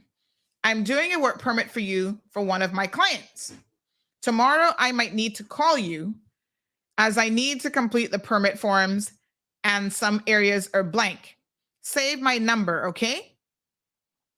We have extracted this woman's name because, again, she is fearful of George. And I'm sure she's also embarrassed that she has allowed herself to be in this position. So she says, okay.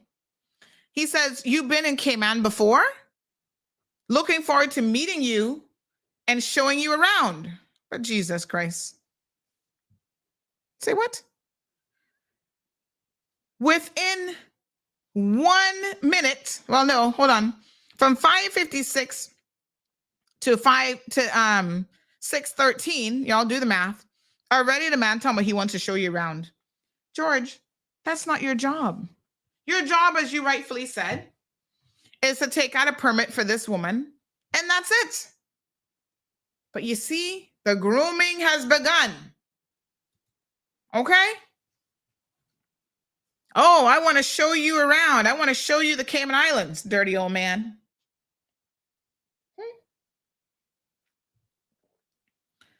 So she replies and says,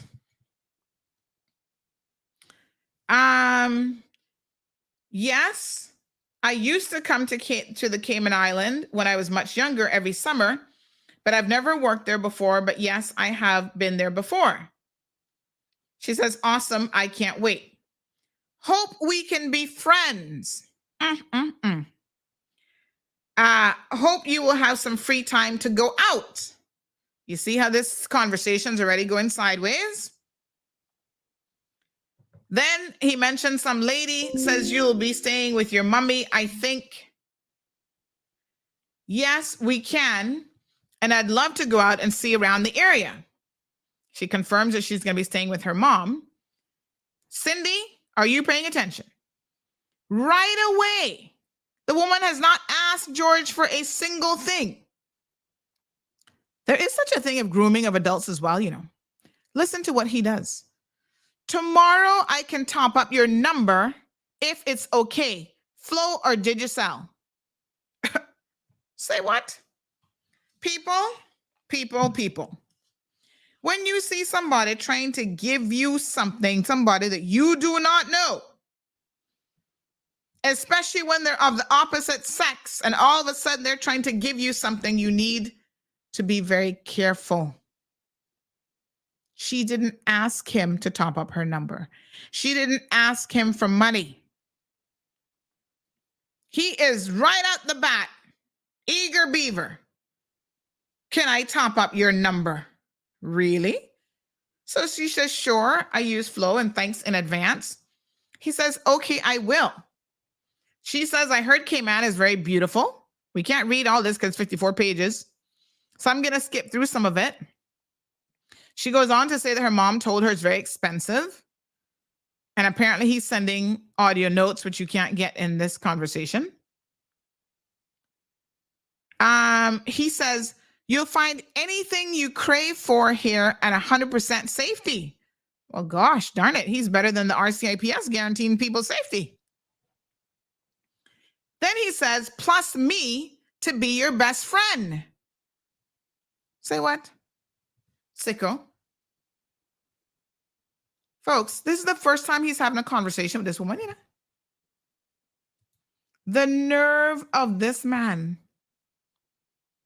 Of course, now he wants to know, does your mommy go to church? Because he's always playing the church card. And this woman says, yes, she goes. Then he goes on, are you on social media? Because, of course, he now wants to get her social media information. He says, IG is in your name. Let me have it, okay? Yes, honey child. So she gives him the IG name. He talks about how he was born in Cuba. So he speaks both Spanish and English. So she's interested. She says, oh, how do you say that you're beautiful in Spanish? Talks about his grandparents migrated to Isle of Pines. He giving this woman the whole family. Listen. Professionalism was lost after the first minute of this conversation. I saw your picture, he says, and I will say what you are in a moment. She starts to talk about her kids. He then says, I want to pamper you. Folks, this is 6:38 of the same day, you know? The conversation just getting started, and already George wants to pamper her. Where's George's wife? Also Jamaican, by the way. Now, if that's not a marriage of convenience, I don't know what is. Immigration, y'all paying attention? Even to this girl has a moment of caution. She says, but you hardly know me. But I guess we will get to know each other more. Honey, he doesn't hardly know you. He doesn't know you at all. 5 minutes into a conversation, he told me he wants to pamper you. This is a man who's supposed to be trying to take out a work permit for you. Talking about she's gorgeous, wink, wink. Right away, your IG pics are great, babes. Sexy pics of you on there too, laughing out loud. We can go to the gym. Does George even go to the gym? Like, really? He doesn't look like he goes to the gym to me. Once you're here and working and stuff, walks on the beach is good too. Exercise. I would love that, hun. Wow. No, sir. Keep in mind, this poor woman just wants to come to the Cayman Islands and work. Right away, he says, gorgeous. Love them lips, eyes and lips. Think your smile must be delightful. Because he not seen her yet. Love your DP enough. I think that means, some of this I wasn't too sure about, but I think DP means display picture. I believe. Then he starts asking about her children, because you know mothers care about their children. So now he's trying to get a little something in there about the kids. He claims he has a 7-year-old and a 2-year-old. Doesn't George have a daughter who's also an adult? I guess he'd forgotten all about her. But anyway, okay. He only claims 2 children, which we know is a lie. 2 with my ex-wife, he says. Well, I'm about to get divorced. This is what she says. But it's not done yet. The man ran off for Canada and leave us. Oh, so now a vulnerability appears. He says, sorry to hear that. Sounds selfish of him. Well, What you have to do is strive to look after you. Aim to be an independent woman, look after your children, and be a great mommy. And enjoy life as time allows. Your children will stay with grandma when you come down to work, ? Because he don't want no children to be messing up his mojo because he only has one intention with this woman. Then he says, we can bring them down in the summer and Christmas once you get settled. I'll help you. Wow. He ready to be a stepfather and all that. I keep looking at your sexy DP. You look so nice in that pose, baby. Then he talks about how I'm soon leaving my office, okay? Might stop on my way home to look for some food. Why are you telling this woman that you just met all this? Only God knows. And he goes on and on and on and on. Oh, you have a great night. Be safe. Talk to you later. First weekend you're here and not working, I'll sponsor you to salon visit. Hair, mani, and pedi. Wow. All of that for a woman you've been talking to for less than 2 hours? Sending her pictures of his children? You know this man got a problem. Oh, I'm going to try hard to get your permit done quickly. Then I will show you I care. Plus, we can be best friends and more. He's still talking that night. Lord Jesus. She says, I would appreciate that a lot. I think she was referring to the work permit. Let's plan on it. Me too. Then he messages her at 8:41 p.m. I'm home. Next morning, it's him that starts the conversation. Good morning, dear. You okay? She says, yes, I'm okay. I'm going to go on the road for a few minutes and then come back home. Okay, hon. Thanks for telling me. Be safe. Let me know when you reach back. Okay, baby? This is so inappropriate and disgusting. Then he says, thanks, baby. I'm sending you some credit now, too. Need anything else? The woman has not asked him for a single thing, and you're going to see the ploy here. Knowing that this woman is desperate, she talks about her financial desperation. She has 3 children. She's trying to come to the Cayman Islands to try to better herself. So, of course, he automatically knows that she does not have a lot of money. She's not working in Jamaica, right? So here he comes with the cash offers. Is there anything else you want me to give? It's up to you. Send you cash via Western Union? This is what he says. Full name to use? And she says, would you do that for me? ? Yeah, because he's trying to get in your panties, honey child. Then he says, I'm in line right now. So how he went from asking her at 11:26 to 11:27 if she wanted money, and he made it in line at Western Union. He must have flying powers, man. Then he says, okay, I will send you the Western Union slip soon for you to go and collect. Then she says, but you don't know my address. Even her is like, huh? I feel like you're joking, though. He says, they don't need it. It's St. Catherine, right? She says, yes, St. Catherine. We know that, he says. Going to get my ID and come back. So you go there in 2 minutes and didn't have your ID. Okay. So apparently she must have got the credit. So she says, thanks for the credit, hun. He says, thanks, babes. I want to be that. And I don't know what he means, but I want to be that. But anyway, please go pick it up and use it as needed, baby. And he just goes on and on. This is just day 2, not even a full day. Just so you know, you're special.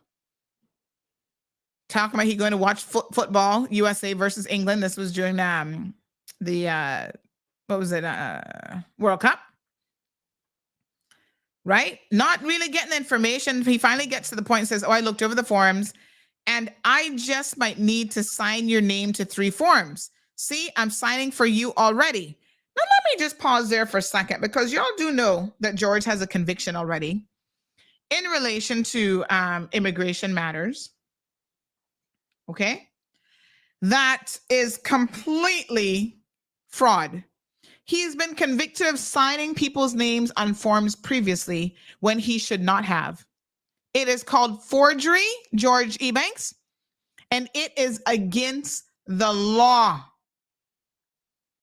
You've already been convicted of it once, and it seems to me, based on what you just said, that you're still doing it. Lord have mercy. This man can't learn. He cannot learn. Right? Then he says, but I can call you now, baby. And she says, okay, call me when you're ready. He says, okay, babes, how much to do your hair and nails and jam? So she tells him. He says, okay, sending for you. Make the booking for tomorrow, okay? You can collect it tomorrow before you go. Just for you. Send me a pic afterwards.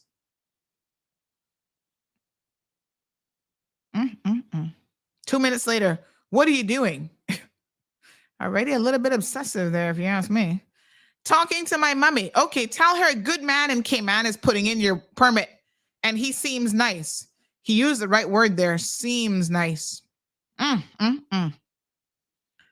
Yes, sir. So he goes on and on. Talking about he's going to happy hour for drinks. Please call me, baby. He says, guess what? And she's like, what? What, son? I'm feeling you. Your love, I mean. She was like, okay. He's sending her some kind of sticker. She's like, okay, this is nice. Not really, but okay. Rock solid chemistry. Feel nice. I don't know how the hell you can have rock solid chemistry with someone less than 24 hours, but here you go. Lots in store for you. She says, can't wait. She's probably scared as hell, but anyway.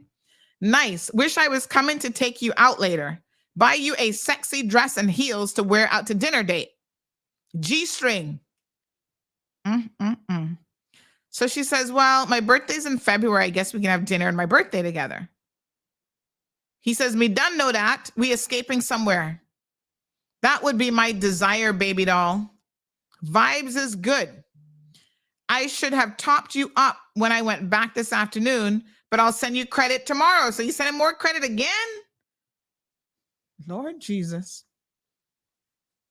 Then he starts talking about her girls. How are they doing? We need to buy them some things, you know? This is the way you always get to a woman, is through her children. You need your guy to go get you credit tonight, baby? Let me know. So he's already her guy in 24 hours. Talking about they all have school things and stuff, asking about the kids. And then he says, and tell your ex he gonna have to fight hard to get you back. Okay, baby? You're taken. Make everybody know that. Well, she's making everybody know now, George. In 24 hours, you've taken this woman that you've never met before and you know nothing about, and you're a married woman with children. She says, okay, honey, no problem. I can go when I leave here or do it tomorrow, baby. Let me know. This is again about, I guess, sending more money. Then he says, you're a good kisser, baby? Question mark. Of course, she says, yes, I'm a good kisser. Great. I can't wait. Smile. She asks the same of him. He says, can't wait to hold you close. 3 vodka and cranberries. And the conversation continues. He says, just to let you know, from tonight, we're in a relationship. 24 hours. You're in a relationship with this woman who you're only supposed to be doing is taking out her work permit. Wow. Can't wait for all your niceness. Let your nail tech know that you're moving to Cayman to be with your man. He puts your in caps. Now the conversation starts to get a little bit X-rated. You're making me so horny. I'm a very, he says, please be mine, baby doll. I'm applying to be your man. Love your lips and sensuality. So sexy. But you'll look better once I start to look after you. I would take that as an insult, actually. I don't know about y'all, but I'd be like, huh? What the hell are you trying to say? So RD says, I'm sorry, but she was ready to milk George as well. Hello. Somebody starts offering you all of this money and stuff, and she's never asked it. You got to turn money down, RD, when you have 3 children and you don't have a job and you don't have any money. Let's be honest now. How many of you all in that poverty-stricken situation would be turning money down? Here's an important question that she asked. Do you have a woman over there? Right? This is after he's saying, Hold on to it, babes. You soon be here. I'm your man, my queen. Okay? Can't wait to eat you and give you a back shot. Oh, Jesus Christ. While I gently smack that sexy blah, blah. Baby mama. So to that question, he says, baby mama, but we will deal with that. She said, okay. He says, I'm not losing you. She says, nope, I'm yours. Because I don't want no one embarrassing me and cursing me out. This is what she says. You know, if you have a woman or wife, I don't want anybody embarrassing me and cursing me out. He says, no. Let's start a great relationship once you're here. She says, okay. Once I'm there, I'm all yours. No drama, I promise. Total respect to you. Then he talks about what he wants. Getting very, very R-rated. Talking about he unlock her up till I have her all to myself. You deserve the best, wifey. In 24 hours, you calling somebody wifey? I've never seen anything like this in my life. So she repeatedly says over and over again that all she wants is someone to take care of her, treat her with respect and love. He says, I promise you, honey, I'm going to do that. But of course, he's got sex in the brain because look at what he says next about what a clean blah, blah, blah, and what he wants. Yeah. So tomorrow, I want you to stop by a store, look for jeans, shoes, and a top. Listen, let me be very, very clear. These women, sometimes men, are in desperate situations. And if you become their knight in shining armor and promising them to give them everything, right?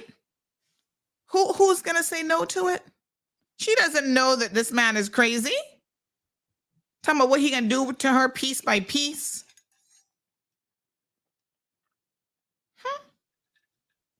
What he's going to be spanking and making her bawl.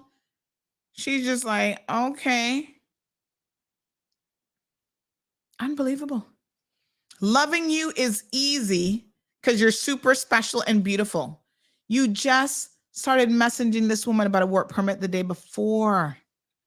And trust me, the messages go on. And he is the one who's constantly asking her, right? Try to pamper yourself for me. I'll do it personally soon. I will send you up some money next week to finish paying JPS. Who's JPS? I don't even know who JPS is. And get your hair and nails done. Okay, babes? It's him offering her money. She never asked him for money, not at this point. And he just keeps it coming. So sexy. This and that is gorgeous on you. Can't wait to kiss them. I mean, this man has a serious problem.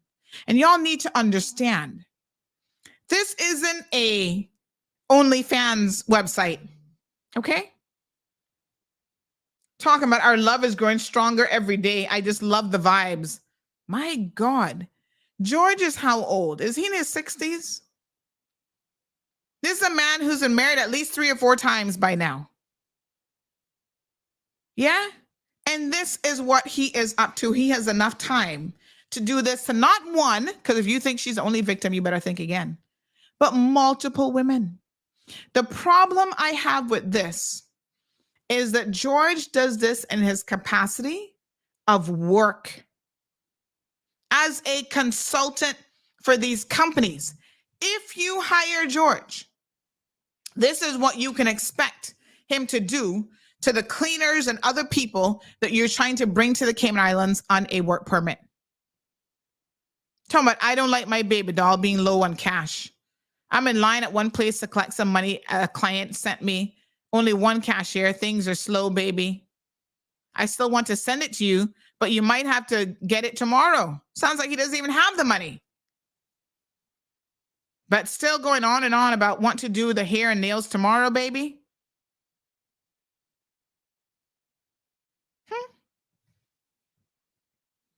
It's just unbelievable. Her lips driving him crazy. Like every opportunity he gets. If you read the messages, and I'm hoping you guys can read it here. Although she responds to him, she's never the one to start the conversation of a sexual discussion. It's always him.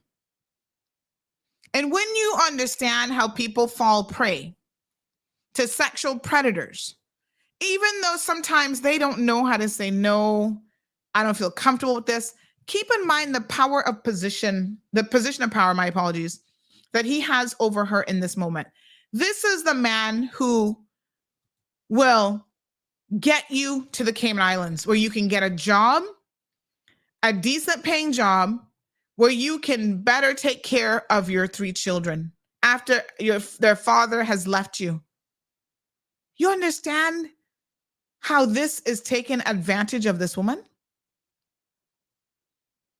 He's going to dress her for their dinner date, heels, nice cozy spot reserved at the restaurant. I hope to God that at the same restaurant he was inviting me to lunch for.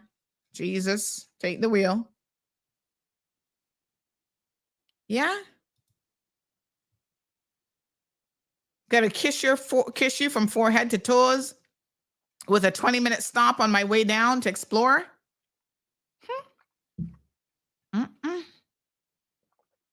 No, sir. Look at the conversations. It's him every morning. Right? 6:47 a.m. He's the one. Good morning, beautiful lady, my queen. And she responds, how are you? I'm great, babes. Soon get up, sending you kisses. He is the one who is driving the sexual conversation. What's your favorite type of food for breakfast? He don't even know what a woman like, but are ready to lick her up and down.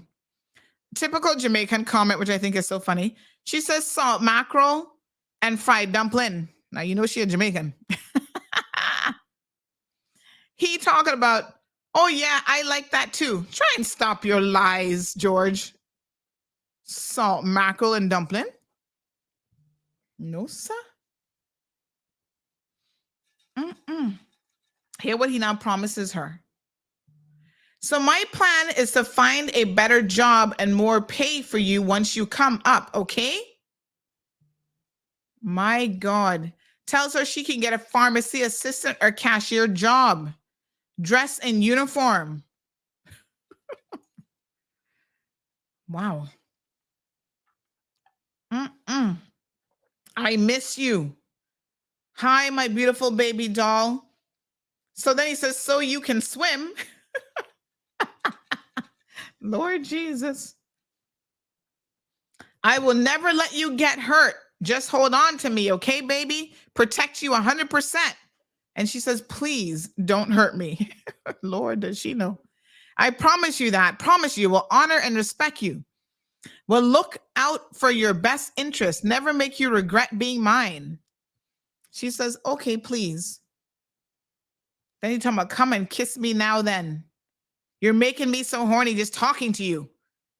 All of this sexual conversation, 95% of it is him. He's going to pay extra to expedite her work permit. That way I can get it back by Friday. And then we'll deal with your ticket to come. You will definitely owe your honey mucho besos. That means a lot of kisses. So she says, because of course she doesn't have any clue what that means. She says, you'll have to teach me some Spanish when we meet. I will, babe. Especially love words, sweet words. Then he's always asking about her mom. When last did you speak with her? Give me her number in case I needed to call her. Here it is now. Might have to call her to let her know I'm picking you up at the airport when you arrive. What a sick man. You can tell your mommy we coming on nice, smile, and that I'm being a good man so far, and you think you like me a tiny bit. And then he says, yeah, I pick you up and take you to get food and some loving up. Imagine this is his intentions picking up from the airport. Wow. He just goes on and on and on, talking about Hillshire Beach, where he wants to visit Jamaica, Talking about he knows Jamrock pretty well. Been from Kingston to the Grill. Want to come visit Portland though. Never been on that side. It's pretty. We can go in the new year. He making all kind of long-term plans with this woman. Where's George's wife? How she's giving him goosebumps. Asking if she can drive. Oh, he's just what he wants to eat on her.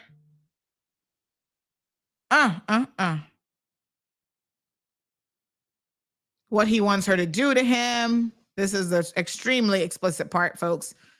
Can't read that on radio. He's going to get a ring, a nice ring, and put it on your finger after we connect. So everyone knows that you're taken. And I'm going to tell you all about the ring here in a second. It's kind of funny what she said about the ring. I mean, it's just unbelievable. Is this George calling us? I don't know. Good morning, caller.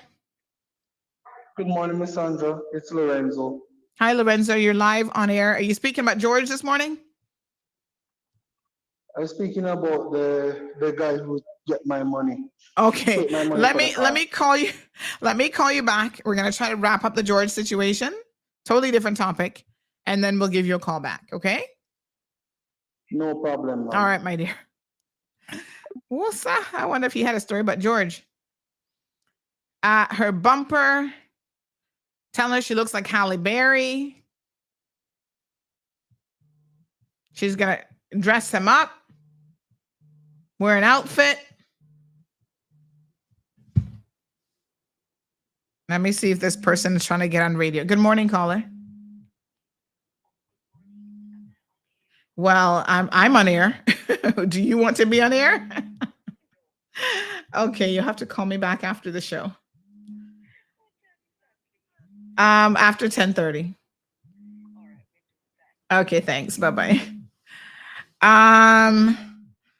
Whew, what a hot mess. Talking about how his friend died. Oh, he just goes on and on and on. She looks delicious. I want to cherish you, honor you, never disrespect you. I wonder if he said that to his wife as well. Love you so much, babes. I feel you so deeply. Wow. He even goes as far as calling the mom and starts to work on the mother, which is, again, part of the whole grooming process. Good morning, caller. Sandy, good morning. Yes, ma'am. I don't know what you say. That St. Mary girl entertained him. If it's supposed to be a professional capacity, right, or a professional relationship, she should have stopped him from the start. Sir, I appreciate you for all that you're willing to do, but I'd rather keep it professional. Did she at any point say, you're taking this too far, so I'm not comfortable? Please don't send me no money. No, you accepted his things. As a child, I was told, do not take things from men because they're going to want stuff in return. Nothing in life is free. And she is willing to admit, I've spoken to her, she's willing to admit that this is an issue. But let me ask you a question. Hold on. The women that have said no to George and to say stop it, he's persisted with. So is this a man that you're really willing to defend?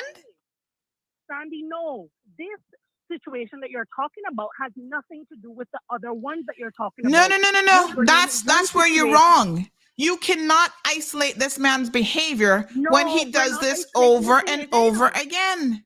Sandy, I'm not isolating or condoning his behavior. The situation where the women told him no and stop and he still persists, he was dead wrong. Right now, you're talking about this topic here with this wicked St. Mary girl, this little beggar St. Mary girl. She know exactly what George was up to. She entertained it for a year and more, Sandy. She accepted all that he had to say, including his conversations. Not one time did she say she felt uncomfortable, Sandy. You have to give and take and give credit where it's due. George was dead wrong, but the man all and he not cool. What part of the man just want some sugar? He probably beg you some sugar too if you went on a lunch. Listen to me. I would kick him in the... Listen. That woman wrong too. Well, I agree that she needed to put a stop to this, but I also understand that this is not an equal position.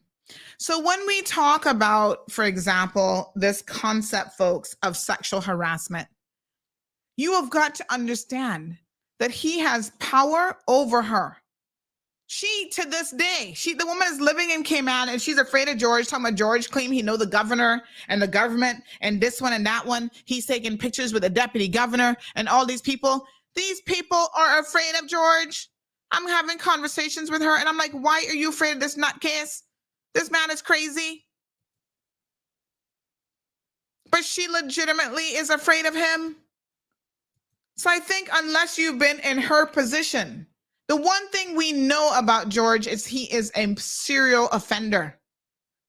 Garrett says he moves faster than a bullet train, but he does this all the time. Even if the woman had said no to him, he would have persisted. This woman is just trying to come to Cayman, trying to get a better job for her and her children. Now she's trying to warn people that y'all need to be on the lookout for him. If you are using his services as a company, you have to understand that this is what George is going to do to your workers. Talking about, I promise not to hurt you ever, but I'm going to be gentle. And then gets very, very graphic. I can't read the rest of that. This'll. And she says, okay, please don't hurt me because I've been hurt too much. This is a vulnerable woman.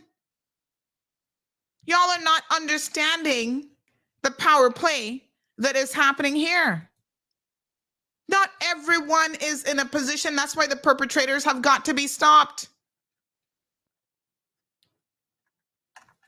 Gabby says, what's funny is she probably is not the only one. She definitely isn't.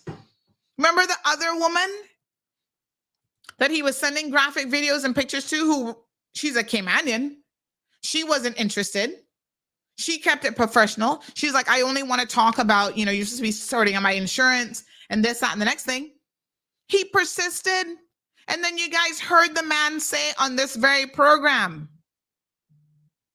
that what? Oh, he's a man, and if he wants sex and this and that, and she's a good-looking woman, and what he wouldn't do. Y'all have got to stop defending this kind of ridiculous behavior. She entertained it? Yes. Is she wrong for that? Yes. She's not in an equal position to George. This is a man who's making himself out to be some big shot, talking about the PTA, and he's showing her pictures of his building and this and that and perfumes and blah, blah, blah. He's some big person that came in Ireland. She has no idea. She just wants to be able to come to Cayman and work. And unfortunately, the janitorial company that she was coming to work for was using this man and his services. A lot of this happens in Cayman. Bosses are taking advantage of people. Here, what are you talking about, babes? They have top class restaurants here. And yes, I will take you to dinner to a nice one all the time we go out. Really? Gonna buy you a sexy bikini, taking you to the beach. Shallow water, you can play with the rays. He is grooming her. This is actually very, very disturbing when you think about the relationship between the persons. And this man has done it numerous times. There are lots of victims out there. I mean, it needs to really stop, George. This behavior is not appropriate. I don't care how old he is. You say he's not dead. He has a wife, first and foremost. Claims that he's a Christian. Well, we know that's a joke. When is it going to stop?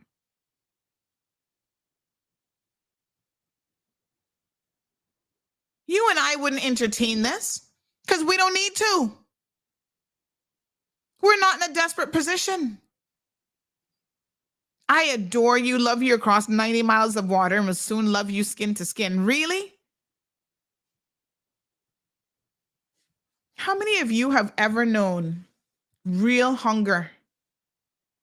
How many of you have had 3 mouths to feed and you're not living with nobody? You better find some way to feed those children. You are just trying to get to Cayman. You know the women in this country that are having to endure this on the work, in their work environments?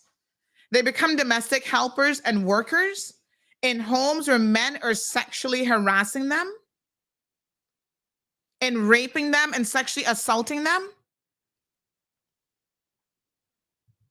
And people sit down and talk about, well, she could say no.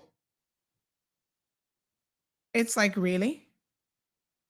This is Charles says this is so disturbing to listen, This is Charles, the people in this country need a reality check. We are too comfortable with a situation.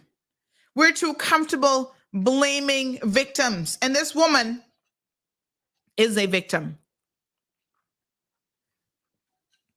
George has left a long list of women like this.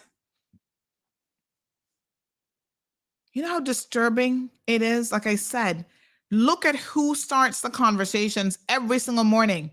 It's not her saying, be safe and I'll soon ravish you and make you happy. She responds when he says it. That's what victims do. Oh, look at my office downtown, Cardinal Avenue. Some facelift taking place. She's like, oh, what? The building? A plaza? Oh, okay. Oh, it's a 4-floor commercial building. Right next to my office. Imagine he's sending all this stuff, but oh, look at the cosmetic store. Look at this. Look at that. You go get some sweetness and come rub it off on me upstairs. So go to the perfume shop first. I mean, this man is really quite sick. Could she have said no? Was she in a position to say no? Yeah. He even talks about lodge. Y'all want to hear something? See what he gonna do? Where he gonna put his hand up her dress and do all kind of stuff, sexy shorts and top, and those lips kissing her all over. I mean, the man just goes on and on and on.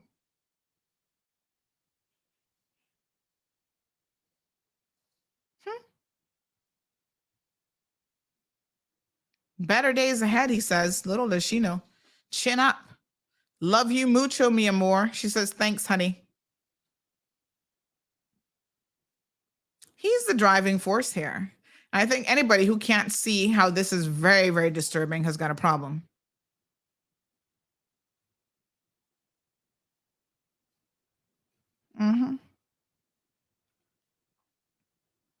Love you more than you know. See what he says here? Okay, well, I'll let y'all read that for you. Would just sit and whine. Make you read the rest of that. I can hardly wait to make you read the rest of that and start a real loving relationship with you, babes. Really? Because I'm not hearing about no real loving relationship. All I'm hearing is a lot of sex talk.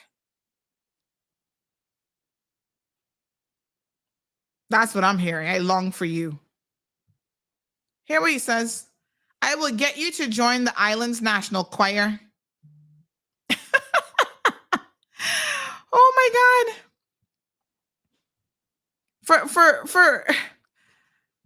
Oh my God. Seriously? Join the national choir, Naina.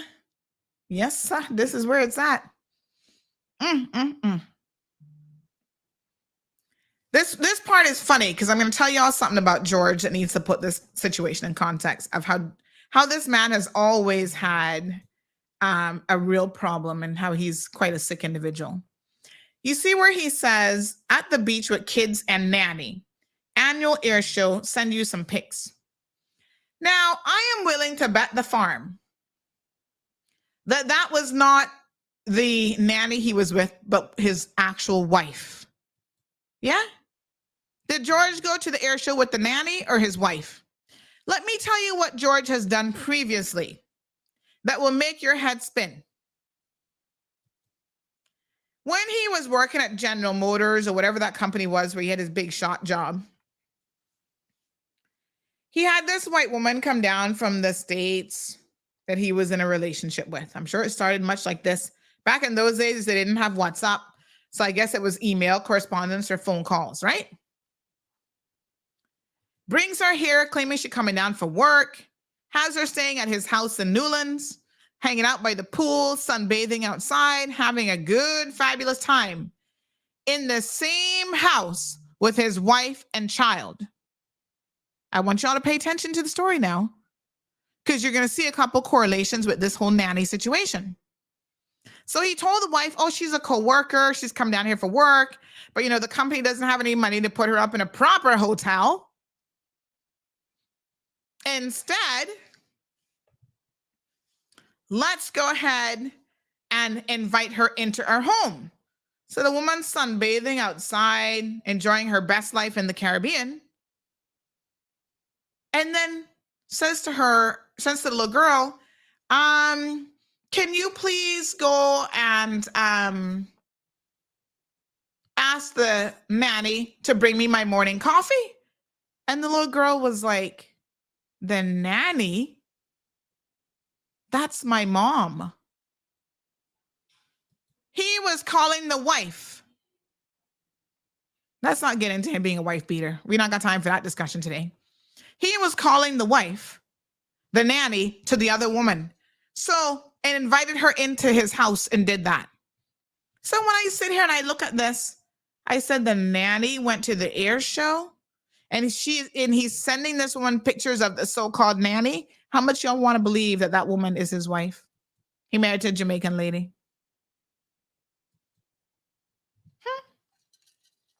Here where he says, I make beautiful children. You want to give me one more? Sicko. She has some sense and says, I'm not in a position to manage a next child now. Then he says, oh, just kidding, okay? We have enough pretty children, nothing left to prove. That's why you have children? To make them pretty? The responsibility of taking care of children and raising decent adults is clearly lost on you. And she says, laughing out loud, okay, my baby, except to enjoy life and make some money. This is what he then says. She says, so true, that's my focus right now. That's all this woman wanted. And he just goes on and on, sending her videos, sending her pictures, supposedly with the nanny, but we know that's the wife. Talking about you're going to get it. Poor her. Little does she know. Ours is a deep connection to be nourished. Let's strive to keep it special. Okay. Now read this, because when you say to yourself, what does this woman have to be afraid of?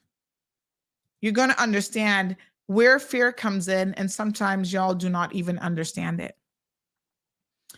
He says, actually trying to get to men's lodge, a fraternity.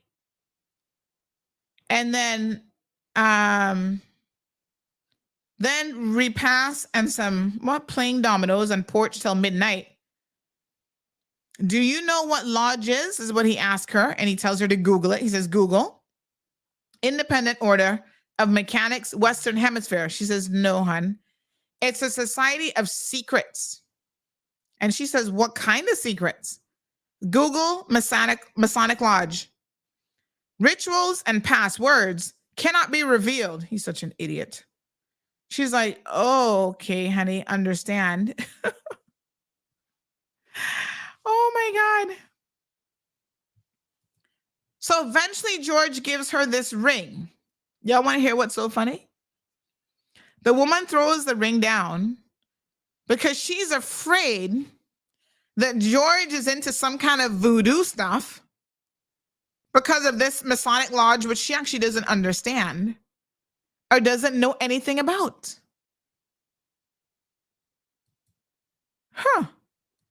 It's interesting when you understand contextually why people feel the way they feel about certain things. When she's not responding to him as much as he wants to, he talks about, I feel like I'm losing you. See, all this is him, you know. Him talking.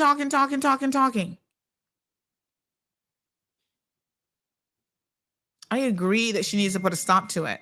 And one of the reasons she has come forward is because she wants other women to know that you do not have to entertain this kind of discussion with people like George. From the get-go, she needed to stop him in his tracks. Unfortunately for her, he would have found an excuse to tell her employer why she couldn't get a work permit approved. But you know, at the end of the day, she would have been in a much better position. Look at what this man even says. Y'all understand the danger of somebody like George? Look at what he says now on page 36.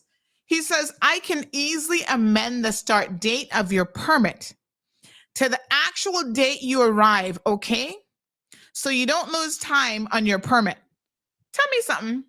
How exactly is George going to do that?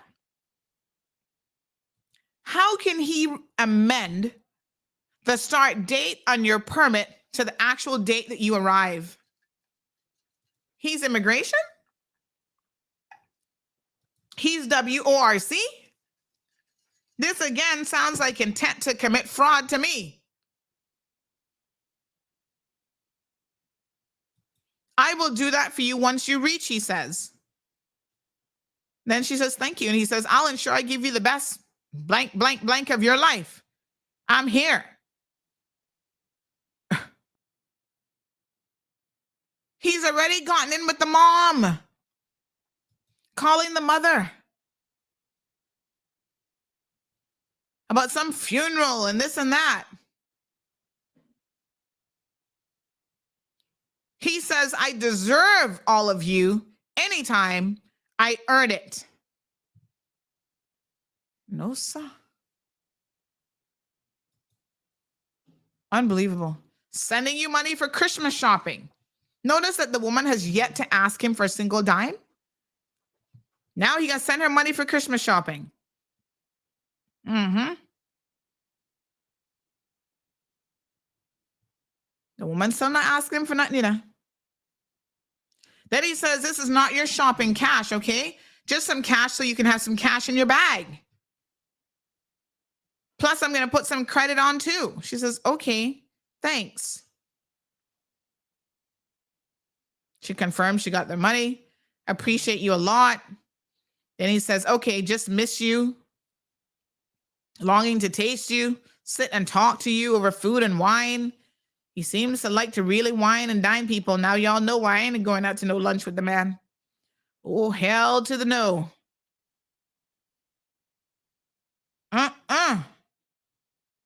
This man has got some problems. Look at this. Look at this message.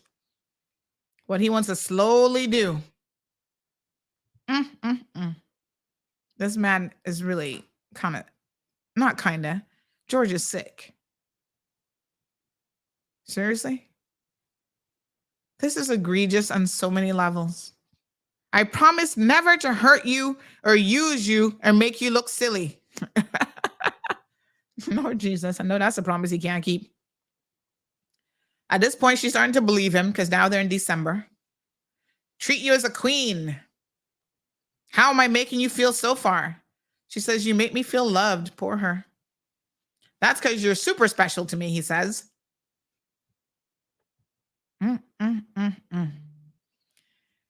Women, let me be very, very clear.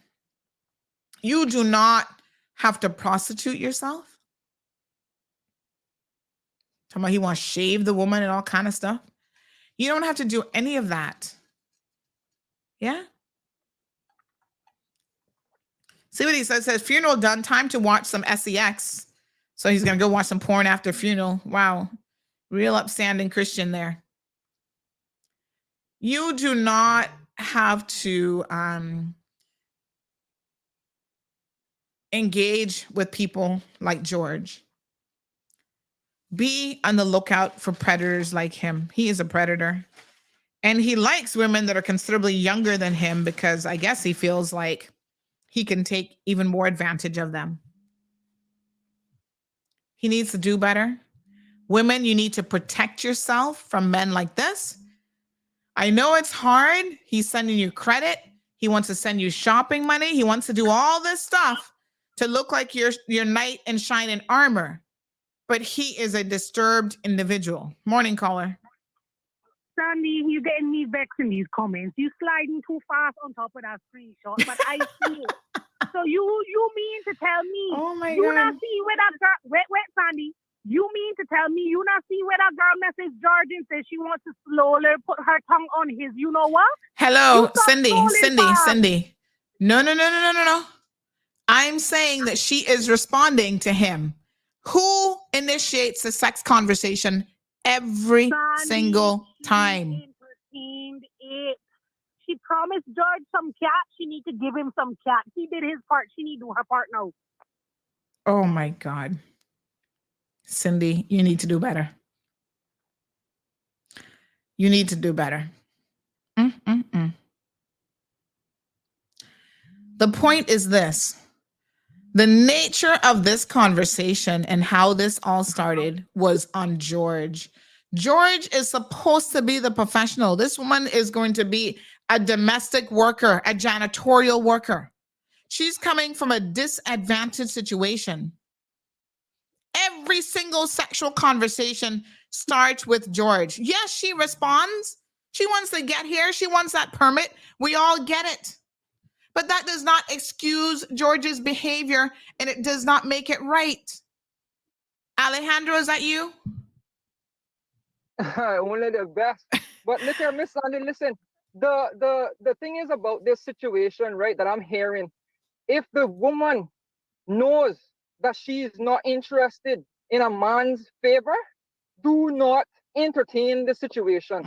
Because if you mislead a man, the man never have no control in his desires, you know. And a woman is gonna whoa.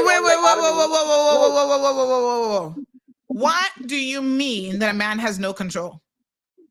He has no control. When I say he has no control, you think that a man is gonna leave a dove that is in the cage for a dove that is out of the cage? What do you mean he has no control?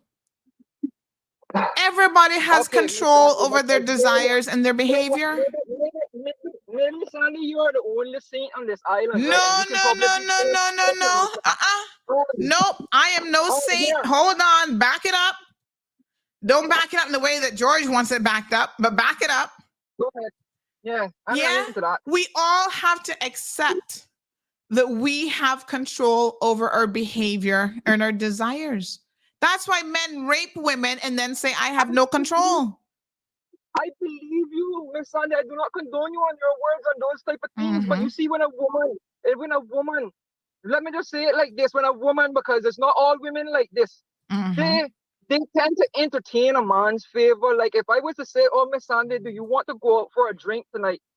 How would you interpret that, knowing that I don't have no interest in you, and Miss Sandy? How do you interpret go out for a drink invitation and you accept it? Is that meaning that you give me consent if things go wrong? Nope, that does not lead to consent, none at all. Okay, but if you is the one that pushing the favor on, then and I gonna be like, okay, yeah, well, you know, Miss Sandy, I gotta tell you what I really feel about this. We shouldn't be going out drinking. Let's have coffee instead. You see where I'm going? Listen, can we accept? Let me ask you a question. The only innocent person that is in this world are children. Can we accept that people who do this routinely as part of their position over people might have a problem? It's children. The only people that are innocent in this world is children. Men, women alike make mistakes. And maybe, yes, she was scared, but that does not give me no thought that the woman cannot just say, yo, listen, I don't like how this is going. I gotta make a complaint with you if you don't control yourself. That shows him that, okay, yo, listen, I gotta back away now because this kitten is getting a little face there. Now, you and I both know that she not got no power sitting in wherever she's at in Jamaica. California today and a woman told me that she would give me sexual favors for what I want, and if I say no, then she has another option. Either say, okay, but we can do it another way, or no way at all. I'll go back to Cayman. And I'm not desperate. I think that probably is the difference. Is that equally thinking? They can think equally. But if a woman decides that she wants to be in favor for the benefit, well, then that's her problem. Why should she go and scandalize a man now for his situation when she could have dealt with it a professional way, diplomatic way, I guess? So all of the other victims, what do you have to say to them? I don't think all the other victims are not right. All the other victims probably had access. But the only central problem, the only central connection here is George. He's the one who's central to all of this. All these different women you're gonna blame, and George continues to get away with his behavior? Well, let's just address it this way. If they legalize prostitution in the Cayman Islands, the same sexual harassment bill that every woman wants on this island will protect the prostitutes as well. Okay, because without the protection of the prostitutes, they cannot make a complaint for their actions.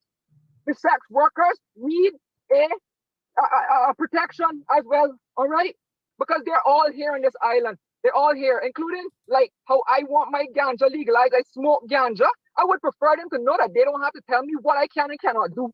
It's not democracy. That's not democracy. That is a privilege. That is a privilege. People here are living off of privileges and no rights. If I can have my rights and that right can be taken away from me, I'm telling you what, that's no right. That's privileges. And that's temporary privileges as well. What a mess. All right, Alejandro. Yeah, it's a big mess. So Alejandro says he has the fortitude to fight off the Georges of the world. All right. Woo, what a hot mess. This is shocking. El Rey asked a very good question. He says, with all of that texting, how did he have time to do his job? Well, I don't know, boy. I have no idea. Not just his job, El Rey, but how does he have time to be a husband and a father? He seems quite preoccupied. And I'm telling y'all that this is not the only person. All right. We have more updated messages and stuff as well. And I want to show you guys. Yes, that's him talking about spanking her and whatever. Okay, we've seen enough of that for the day. But I want to now have a look at another 1 second now. Y'all want some voice notes? You clearly want some voice notes. Of course, with George, we always have to be very, very careful with voice notes because unfortunately, he has a potty mouth that is like, oh my God. It's quite something, yeah? So his potty mouth means that anything attached to his voice, we need to be extremely, extremely careful. Because he will curse like he cursed worse than a sailor. El Rey says that Alejandro is saying that she's leading him and setting his expectations. No, he's leading her. And unfortunately, she could not put her foot down. Diamond Princess says, as women, we need not to be accepting regardless of how much we're in need. And they are ways of achieving things. Well, I agree with you, Diamond Princess, but y'all need to take a look around the place and see how many marriages of convenience in these bars every single day that this type of behavior is going on. And some of our political leaders engage in it as well. These girls are desperate. So they're like, listen, the only asset I have is my body. And if that's what these men want and that's all they see me for, and it's a shame that George actually has daughters because he needs to think about them for a minute. That's unfortunate. 15, 16-year-old girls having relationships with big men because once again, they have grown up to know that that's the only asset they have is their bodies. And we need to change this discourse and change this dialogue. They become adults. 3 years later, and you're in your 30s and you're still allowing men to use you for their sexual pleasure and nothing else. This man doesn't know you. He doesn't know anything about you. He doesn't know anything about your personality. In less than 1 hour, he's already taken the conversation down a very dark sexual route. It's easy to tell these women to step up, to stop this behavior. Why is it not as easy for us to stop men like George? That's my question. Why are you putting all the burden on, oh, it's the woman's job to always stop the man? When is it going to be the men's job to stop pursuing women like this? How many women is George going to do this for or do this with? Yeah? How many? Miss Dorleen says, Sandy, please send Cindy to Marl Road Jailhouse. Oh my gosh. These people are desperate. Bobby says, talk the things, Alejandro. George is a married man and supposed to be a professional. He should act as such, says Monica. Thank you. Aquina says, well, what Sandy's trying to say is there's a power imbalance, and I understand her point. Thank you, because I think a lot of people still are not understanding that. And that's what leads to sexual harassment. Right now, we have a sexual harassment bill, folks, that is out there for consultation.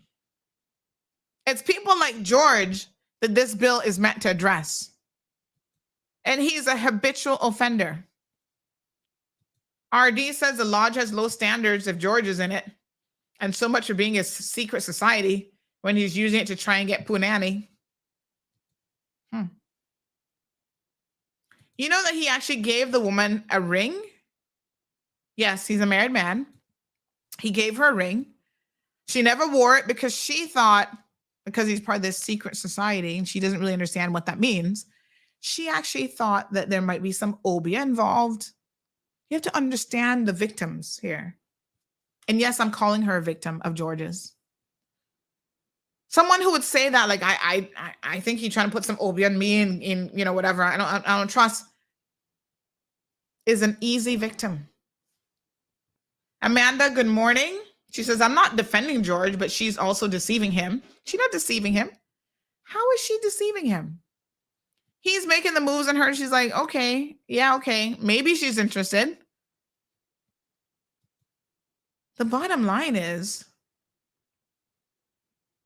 she's desperate enough to want to get here that she'll probably say anything.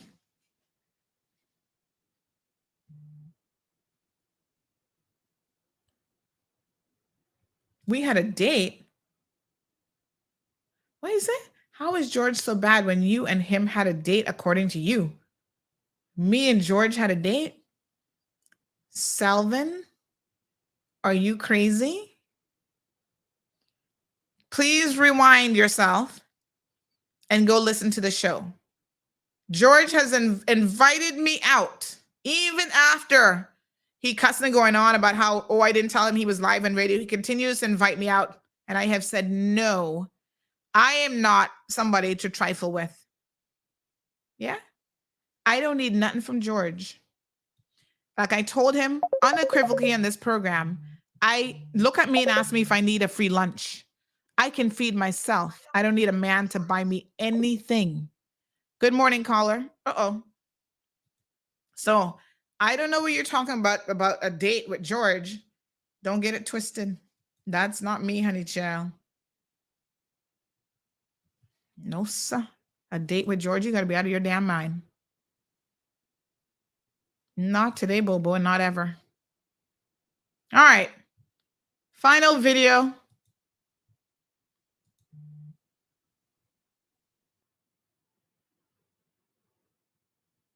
These are more recent messages from March. So this now, again, he always starts the conversation.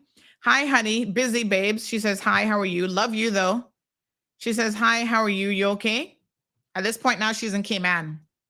He says, yep. Hope to be back to normal by tomorrow with some normal work hours. She says, okay, have you eaten? He says, now doing that. He sends her the article from Cayman News Service about how he quits off-right counsel. She says, great, glad you're okay. He says, read. Okay, I will. He's a bit demanding. Then he starts showing his garden, supposedly. Talking about flower garden contest, 4 hours part-time work, times 4 Saturdays later. God is awesome. God indeed. Siblings, my garden project, 99% done. She says, great. Now at this point, she's saying to him, are you still going to lend me the $100? So now March, all these months later, she is saying, are you going to lend me this money? And I guess he had promised it. We didn't see no conversation about that. Of course, he doesn't respond. She says, are you okay? Can you get me a copy of a letter that I need extended time? What did he say? Proud of my wifey? Come look for me, please. A kiss. So again, the woman's asking like, oh, about a letter, whatever. She needs to get time. And who was talking about kisses, but not George?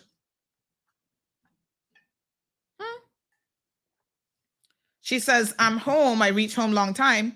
That's my kind of woman. Get off the roads, them.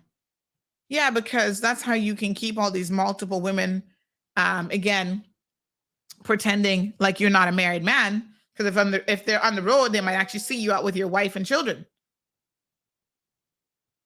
See what he says? Hold on. Let me pause that now. Y'all trying to put more blame on her, right? All is super, honey. But what does he say he needs? The woman not having no sex talk with him. Look at the conversation here. How are you doing? Hope you're well. He's the one who takes it there. She's in green. Read very, very carefully. What is he talking about he needs from her? All she says is, okay. I think at this point, she's starting to distance herself a bit. Probably had it. It wasn't any good because George lied about his skills in the bedroom. She says, how are you? Hope you're having a good day.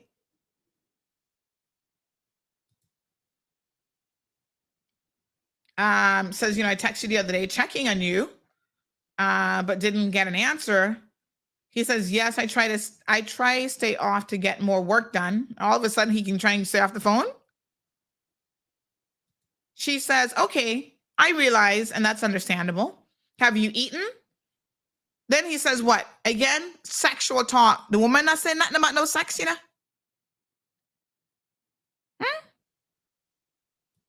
Notice who is driving the sexual conversation. Yeah? Have a look, folks. Good morning, caller. Hi, Sandy. Good morning. Morning. How can I help? Hi, Sandy. Good morning. Yes, ma'am. Can you hear me?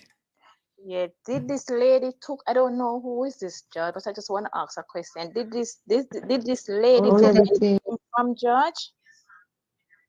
Well, he was sending her money, so yeah, she took the money, obviously.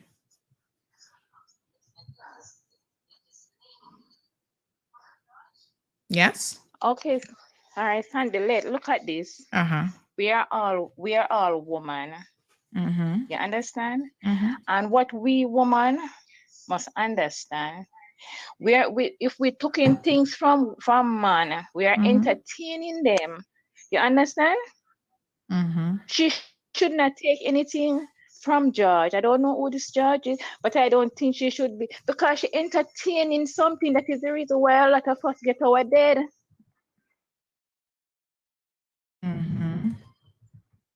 Yes, Sandy, it's really because that is if you listen and watch on the media day by day, a lot of women, they find them dead there, here, there, and everywhere because of these things.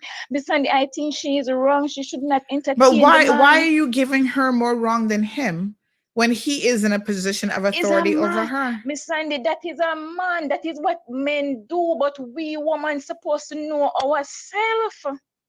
That's what we're going through here, Miss Sandy. Not in Cayman alone, all over the world, men do these things. But we, as a woman, supposed to stand up as a woman. She should not entertain the man. I don't say the man is right, but she giving the man. She give the man a reason. She give the man because Miss Sandy, if I am in Cayman or wherever, and I'm taking money from a man, I give him a reason to do what he want to do with me. That's a reason? Wow. She should not take anything. If I don't need the man, don't take him things.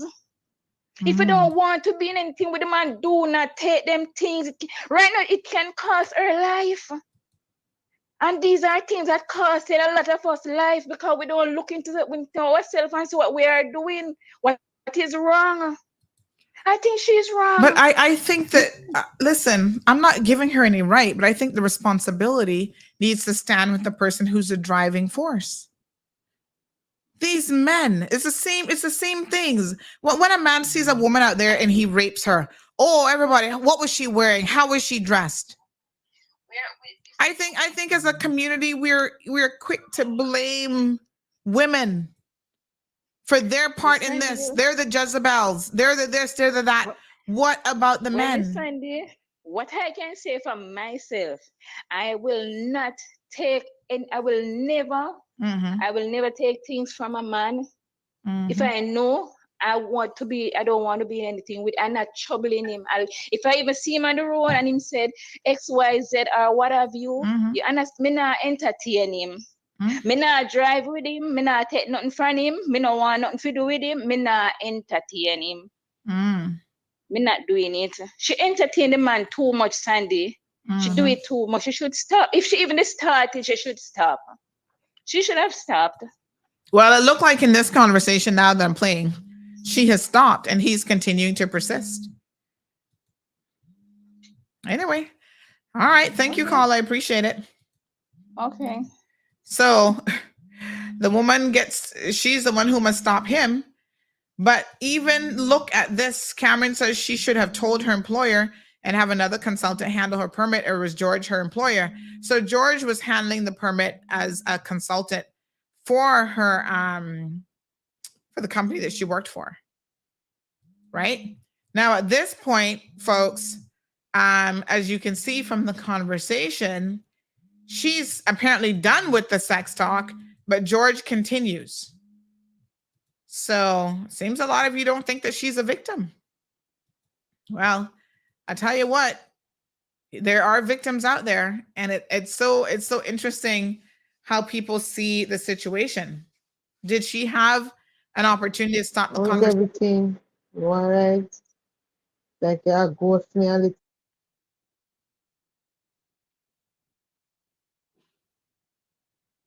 Yeah. So hold on. What does he say? I'm just here, super busy, blah, blah, blah. And then she says, okay. She's asking him about her work permit. You haven't done nothing to me. I haven't done nothing to you. I love you. I want you. I need you. I love you. I adore you. You know that. But I've been busy. God has been blessing me, and I've been basking in his glory and his blessings. I've been working long hours, babes. A lot of work, and I'm focusing on building my company up. I'm going after every opportunity, plus others. I've just been busy, babes. That's all.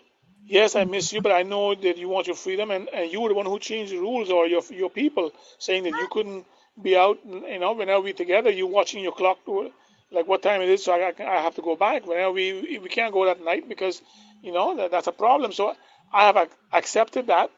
So listen to this very, very carefully, right? He's now saying that she's changing the rules. This is a woman who does not want to be with him. And even now in this moment when she's trying to make it clear, listen to what George says. Oh, you're the one who's changed the rules. We can't go out at this time. I mean, I think y'all need to give this woman a little bit of slack. I mean, I'm a bit surprised that you don't see the issue here with the power and the games that this man is playing over her in his position, even as someone who is still in charge of getting her work permit. Remember, he promised her to get her better work permit. Well, this now is what he's trying to do as of March. I've adopted my working style around that. I've been working till 2 o'clock most nights. Last night I left here after midnight again, I think it was. No, last night I went home early. I went to bed. I was in bed by 9 o'clock. I slept a good night. Woke up 6 o'clock this morning and I feel fantastic. So I'm working around. I'm really working well today because I had my sleep. I'm fine, babes. I'm not upset at you. I'm giving you your freedom and your independence because I value that. I think you're a classy woman and you need that. I'm always here to support you if I have the money. You know, things have been tight. I had some expenses this month. Yeah, because remember he's. That is so far away. I had to go by the other day to get another extension because the 1 week one that I got did up. So I had to go and get a second one. I had to pay $50 and get that second one. I got a 2 weeks extension. So when this 2 weeks is up, because the 2 weeks is gonna up on the 10th of April, what should I do next? Extension because the 1 week one that I got did up. So I had to go and get a second one. I had to pay $50 and get that second one. I got a 2 weeks extension. So when this 2 weeks is up, because the 2 weeks is gonna up on the 10th. So then he says about CBC, he's complaining about them. But at least you have me to look after you and guide you. Miss you, Tony babes. You making little or no time for me. You want to break up? This is George who's saying these things. She says, did I tell you that? What should I do next since it's the 12th? It's been 2 months since I've had the pleasure of your company. Depression lit me now because me there me can't support my kids them back home none at all. And it a kill me, man.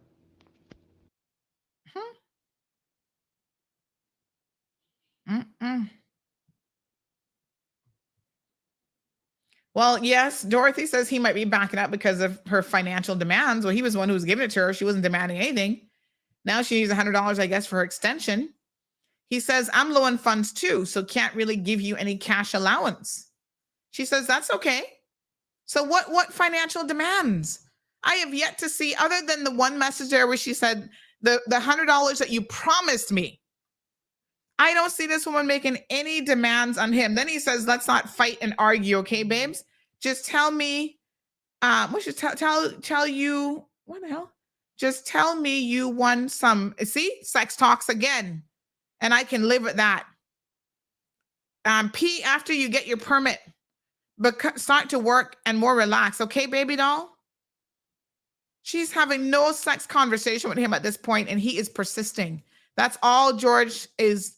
It's like P to the power of the purse is power of the something else. This is all he's focused on.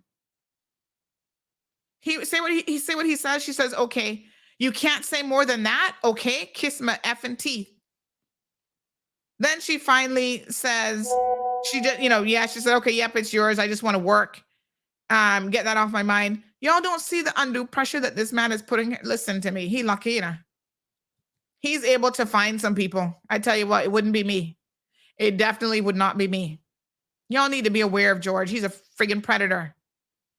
Y'all need to wake up. The woman, this long conversation, she not have no conversation. Tell me he wants his ring back.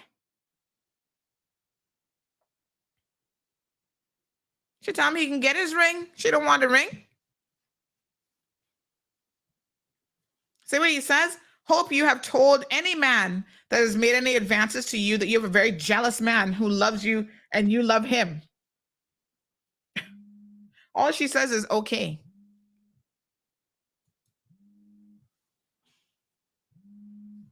This man is really, really sick at a different level. He's an old man, says Jonathan, trying to shoot his last shot before the gun is empty. He's a man with a wife. So Moya says that he starts sending her songs, religious songs, which is funny. Yes, she may have been wrong for taking the things, but considering he used her information that was provided in a business format for his personal use to contact her in a sexual context was unprofessional. And I'm wondering if he breached the data protection law? Oh, that's a good question, Miss Moya. I hadn't even thought of that. Caller, good morning. Hello? All right, that's a good question. Data protection. It's very interesting. People who are hiring him need to know that this is what he's doing to their workers. Ms. Dean says, so why George never stopped as a married man with children and daughters? I think plus he should be more professional regarding his job. Again, here he comes again. She says, blessings, how are you? Just saying hi. He's the one who then replies, I need you tonight, baby. Can you do anything about that personal sex need? Yeah, as I figured. You hear how salty he is? I've been a real joke to you. You're laughing at how stupid I am. I'm sure, playing mind games now with the poor woman, poor her. I want us to break up, okay? I'll pick up my ring tomorrow. You really don't care about me or my needs because his needs are only related to sex. Just the one thing. And she says, I told you I didn't have my phone. Yes, you can come pick up the ring. Must be a new girl that you found. Well, girl, he had others. You're not gonna worry about that. All you doing is jump into conclusions. He says, okay, I love you, but never can see you, honey. You're not getting it enough. Just be lonely at times. Oh my God. Talking about he hasn't had it in months. Can we meet up? Make out? You seem to never leave him. What? You seem to never leave him. You must agree that we have fallen out of love. Well, that was quick. Just because we have not made the effort to see each other or to be with each other. She says, good morning. Oh my God. So she says, you're the one who drives, not me. It's just unbelievable. But anyway, well, you guys say George has done no wrong here. So, okay, if y'all say so, put the blame on her. Kadisha says he did the same thing to a friend of mine, all inviting her out for lunch out of order. Yeah, that seems to be his MO. Like I said, there's certain caliber of people I do not sit and break bread with. And George happens to be in that caliber. Oh, there was one thing I wanted to show you guys. Hold on. There was one part of this that was actually quite amusing where he mentioned CMR. Hold on. Let me see if I can find this bit where he says something about there's this woman who is always taking his picture and out to get information on him. Hold on. Let me see if I can find this bit because I thought this was funny. Oh, yes. On page 35, here, he does make a mention of me, which is really, really interesting. Let me see, Yes. So he says, this is in December. He wants to keep low key, right? She says, once I'm happy with you, I'll stay low key, okay? So he was telling her why he has to keep everything on the down low. So he uses me as an excuse and says, especially one tabloid. Ooh, he says, I'm very well known here. Let's back up. I'm very well known here, and that's why I have to be careful going out sometimes. The press. Y'all see that right there? The press is onto him, he says. So this is why he's going to keep her on the down low, especially one tabloid that loves to snap me whenever they see me out with someone. I was like, what? I've never snapped George being out with anybody. This man is so delusional. Right? Anyway, he goes on, because they think I will run in the next political election here, and the owner hates me for some reason. That's me. He says that I think he's going to run in the next election. I hate him for some reason. Well, first of all, George, you can never run for political office. So let's set the record straight, because that's a lie. I know, and you've been convicted of fraud. which means that you're ineligible to ever run for political office in this country. Ever, ever, ever. I've known that from when you were convicted all those years ago. So what you claim that I have an issue with you because I think you're going to run in the next election is hogwash. It's not true, and it's stupid. Yeah? And I've never seen you out anywhere with any woman and snapped your picture. So I don't know who you think is following you around. Benji says, from what I can see, they of them are wrong. This all speaks to all of the standards of man and women, mind games and deceit. What a mess. Gareth says, I tend to believe that if it starts fast, it ends fast. I think he needs a vibrator, says Alejandro. What the hell? Well, y'all can put money together and get him a sex toy, because clearly his young wife in her early 20s is not enough to satisfy him. Kathy's saying, so where is his wife? Oh, Lord. Because he is sick in his mind. Still on air, honey. Give me about another 15 minutes or so. All right. Okay, dear. When you're in a desperate situation, people do these types of things to you. She's desperate, and he knew that. This is what I'm saying. He is taking advantage of these people, and she's not the only victim. Anyway, y'all have been warned. If you fall victim to George now, you have been warned that this is his MO and this is what he does. Unique says George is wrong on all levels, and we're all established that the lady is wrong and needs to take responsibility as well, because since coming to Cayman, she still entertained him, not just the sexual content. Well, as you can see, the more recent conversation, she's not entertaining him at all, and he is continuing to do so. He's only asking her for one thing, and the woman is clearly not interested. Everington says it's a shame. It's a shame. She's desperate, and he's just using her to fulfill his needs. George is a disgrace. Mr. Goodlook says, and you got the Tindler swindler, and in Cayman, you got the immigration swindler. They both just as bad as one another, sounds like. He thinks his work is for dating. No, sir. Marshall says, I want to know which woman in Jamaica is going to turn down money for hair and nails and phone credit coming from a man in Cayman. Sydney talking about, let's go on a lunch date with him. Girl, you've got to be crazy. Like I said, I do not break bread with certain people. My digestion, my stomach wouldn't even be able to digest my food. That's how I feel about George. Not today, Bobo. Anne says his wife is a rather young lady who works in a low-paying job, even if she has a cleaning service on the side. I mean, he has to, listen, all his women he gets this way. And then when he gets them, he doesn't even know how to treat them. So I don't know. You call George, honey child. He said, I don't have permission to call him anymore. I will only call him in relation to content on the show. He definitely needs help. He has no impulse control. Yeah. I mean, again, this is a man who is like, what, late 50s, early 60s, maybe?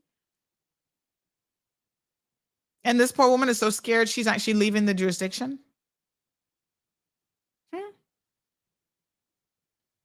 Me and you, not George. Well, you can go with George all you want. I will not be breaking bread or anything else with George. He's a sick man. I know it's easy to set. I understand, Mimi, the point, and it's very easy to say set boundaries when you have that choice. And I feel like, unfortunately, there's a lot of men here who take advantage of, and maybe women too, who take advantage of people who are not in a position to say no or to set boundaries as we think. It's just not that easy for them to do so. Anyway, it is what it is. Obviously, women will continue and men will continue to be taken advantage of. If y'all don't get it, y'all don't get it. This person wants to know the show number. They said this victim blaming is pissing me off. Her skin must have been crawling the whole time. This person says, why is he so angry just tuning in? Georgie Porgy, pudding pie, kissing the girls and making them cry. OMG. That man is deluded, sorry. Pete sending gospel songs in the same conversation as he asking her for front. And he doesn't see anything wrong with that. Clearly not, honey child. So he getting her work permit for an employer, his client, but yet he's doing or going to find a new or better job for her when she gets here. By the way, this is something that George does all the time. Again, if you're using his services, another company contacted me, one of his church brethren, no less, and said he did the exact same thing, except the worker reported him to the employer. Oh, I can get you a job paying more money than this little small Caymanian business is paying you. Immigration needs to look at him as a so-called consultant. They better review all the fraudulent behavior they saw in those messages, him signing people's work permits and all sorts of other stuff. They better pay very, very close attention to what he's doing because, yes, he's always promising. Keep in mind, by the way, this is the same man who recently posted on his social media that only multi-generational Caymanians should be able to own businesses. But what he does is he takes advantage of those poor people in work permits. Oh, I'm going to help you to get a better job. Now, he had put in a permit for her. And unfortunately, for her, it didn't get approved anyway. But this is what he does, promising them positions that they're not even qualified for. This person says, you're speaking about it now, my dear. You're trying your best to try to stop this abuse and keep speaking about it. What a mess.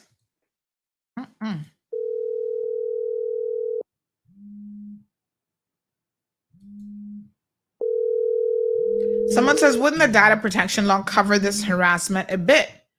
He breached that act by using the person's information from a business capacity for his own personal use. It's a good question. It's a very good question, actually. Morning, caller. Hello. Yes, hi. Hi. I just wanted to say I agree with you 100%. It's really a shame that anybody could call to defend what he has done. I think that women have been struggling for centuries, playing along, trying to please men just to get to a goal. And for her goal is to take care of her children. Yes. And that is a driving force behind everything that I think that she has done. Exactly. And I think, right. So I just wanted to add that there. Yeah, I appreciate that. Because you see her keep saying that. She just wants a better life for herself. She's like, please don't hurt me. I've already been hurt. I'm trying to better my life for my children. I just want to work. Like she kept saying that over and over again. And yes, I mean, obviously she started to engage him, when she shouldn't have. But, she's not the one who started the conversation. She's not the pusher. Even now, March going into April, she's not the one who is, encouraging the sex talk and engaging in it, but he is. But I can't imagine being somewhere desperate for employment and somebody's texting me who's in the position to give me this employment. And then he started to talk about sex. I'm like, oh my God, what the hell do I do? Yeah. So she's obviously playing along, trying her best to, get him to do what she needs him to do for her, which is for her to get the employment. And so it's really sad that he's ended up using his job to do something like that. And it was just absolutely shocking how fast he started. Not even a day, not even an hour. Yes, right away. It was shocking. Right away. And this is the thing. He's obviously been doing this before. Yeah, wow. And it tells me that something is deeply, deeply wrong with him. He's deeply, deeply disturbed.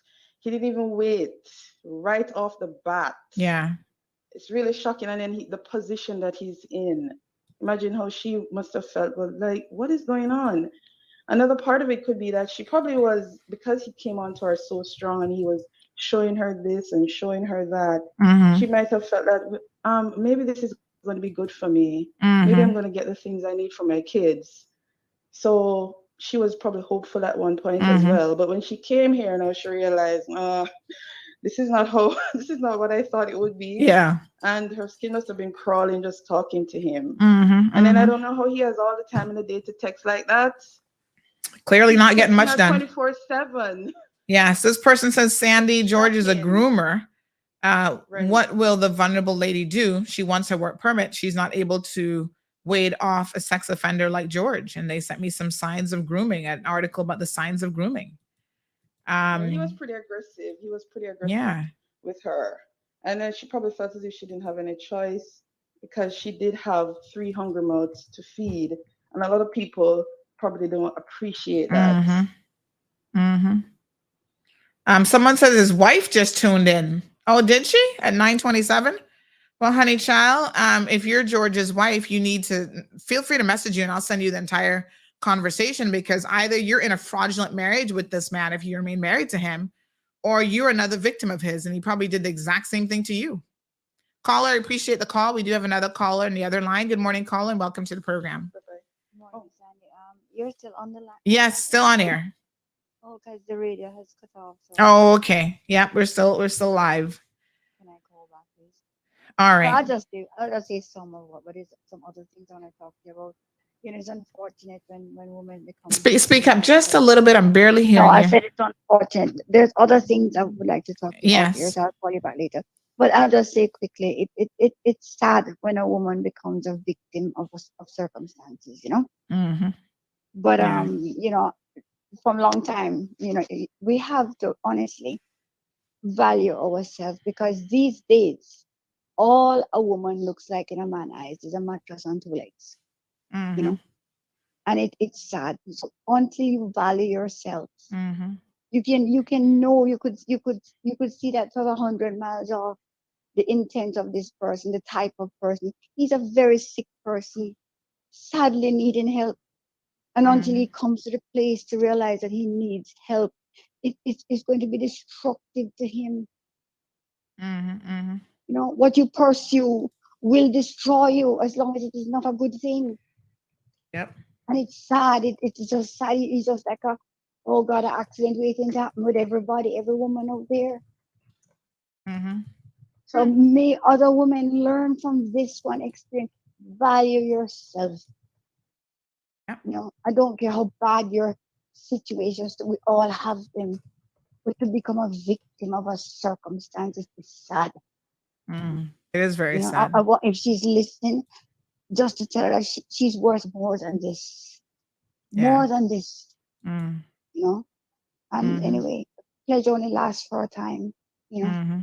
But I'll call you back with some other issues. Yes, thank you so much. Bless you. So somebody Bye-bye. says that that's a lie about you not to take things from man. Well, I guess what everybody's saying is a lot of these men have an expectation. This person says something is wrong with him. This is serious. Another person says clearly George is too fast for me. Clearly has too much time on his hands. He needs an escort service. So immature and pervy. But this is what it is, folks. This is what it is. Anyway, it's unbelievable. This person says George beat his first wife so much that she was scared even to hear his name. The second wife was a witness, was a waitress at Alfresco. He threatened her, then had sex with her, got her pregnant, and married her so that she could stay and be his sex slave. He is sick. Like I said, it's unfortunate that we don't always identify and see predators for who they are. This is predatory behavior, no matter how you take it. And I guess he'll continue to get a pass until he does it to one of your family members. And then y'all will say, oh, look, you know, look at what Sandy's been trying to tell us about this man from a long time. I don't know. But every single company now that utilizes his services, they need to be aware that through his business, he is seeking out victims to do this to. And this is very, very egregious. Gabby says plenty of Jamaican women are struggling, but they will work hard and find other ways to get by before selling out themselves. Janetta says get assists from another agent because he isn't the only agent Cayman. But that's not her choice. That's the company she's trying to work for. She didn't hire George. That's the company, you know. And I'm sure anybody, if you're not even familiar with the work permit system and how it works, you're going to feel a way. Your employer has not even hired you yet, and you're going to run out and make a complaint about some guy that they've hired. You don't know what the nature of their relationship is. I mean, I just think it's really, really easy for us to throw out like, oh, well, she should have done this and she should have done that. And I think people don't understand being desperate and trying to get to another country and the level of complexities. It's even different when you're desperate in your own country and your own country people are willing to help you or helping you, whatever, right? You don't know any, this woman doesn't know much about Cayman. You heard her say she's never worked here before. She doesn't understand the system. This is why so many employers here take advantage of people. And I think that is really quite egregious. Anyway, folks, that's all we've got today for you. Tomorrow we'll talk about, we obviously have Health City on for their usual segment. And then we're going to talk about this BRAC baby situation. I don't really know what to make of it, to be honest. I mean, this woman has said a lot, and a lot of it just doesn't make any sense to me. So I have to admit that I'm confused about what she said. People have a lot of questions for the mother of that BRAC child. And her now calling out the police to say that they're not doing their jobs. People are saying to her, well, you haven't done your job as a mother. So, you know, we'll ask the police if they have any comment on that. But the police have said from months ago, the autopsy was completed. The family, including her, the parents at least, were notified of the results of the autopsy. So why are you speaking out now that your child was murdered and you know who murdered the child? We need to dissect this because it's a very strange situation indeed. Folks, we'll see you tomorrow morning at 7:30 a.m.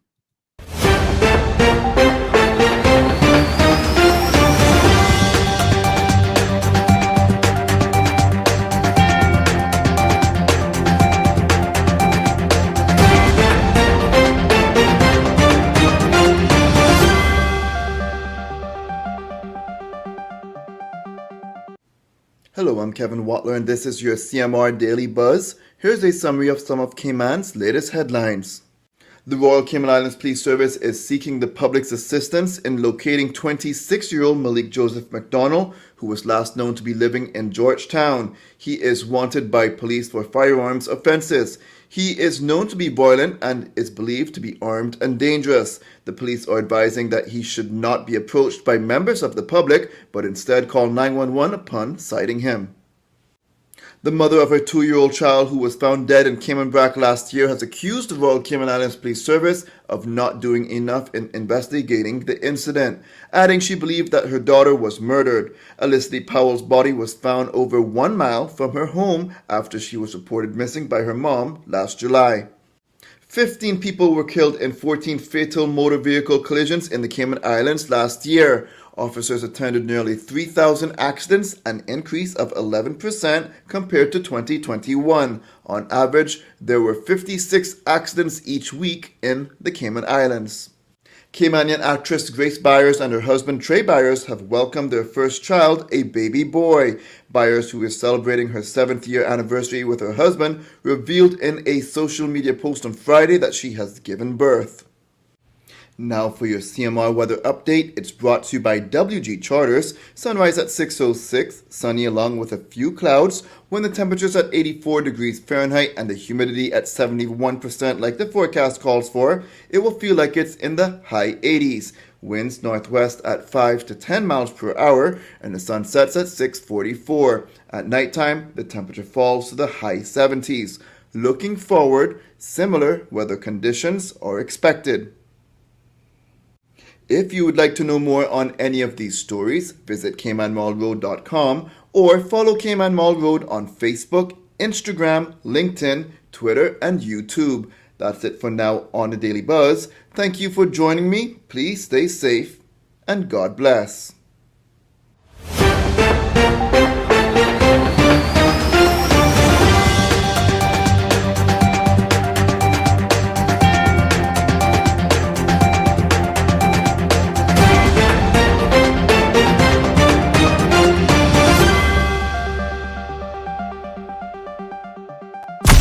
Thank you for tuning in to another episode of The Cold Hard Truth on Bobo 89.1 FM.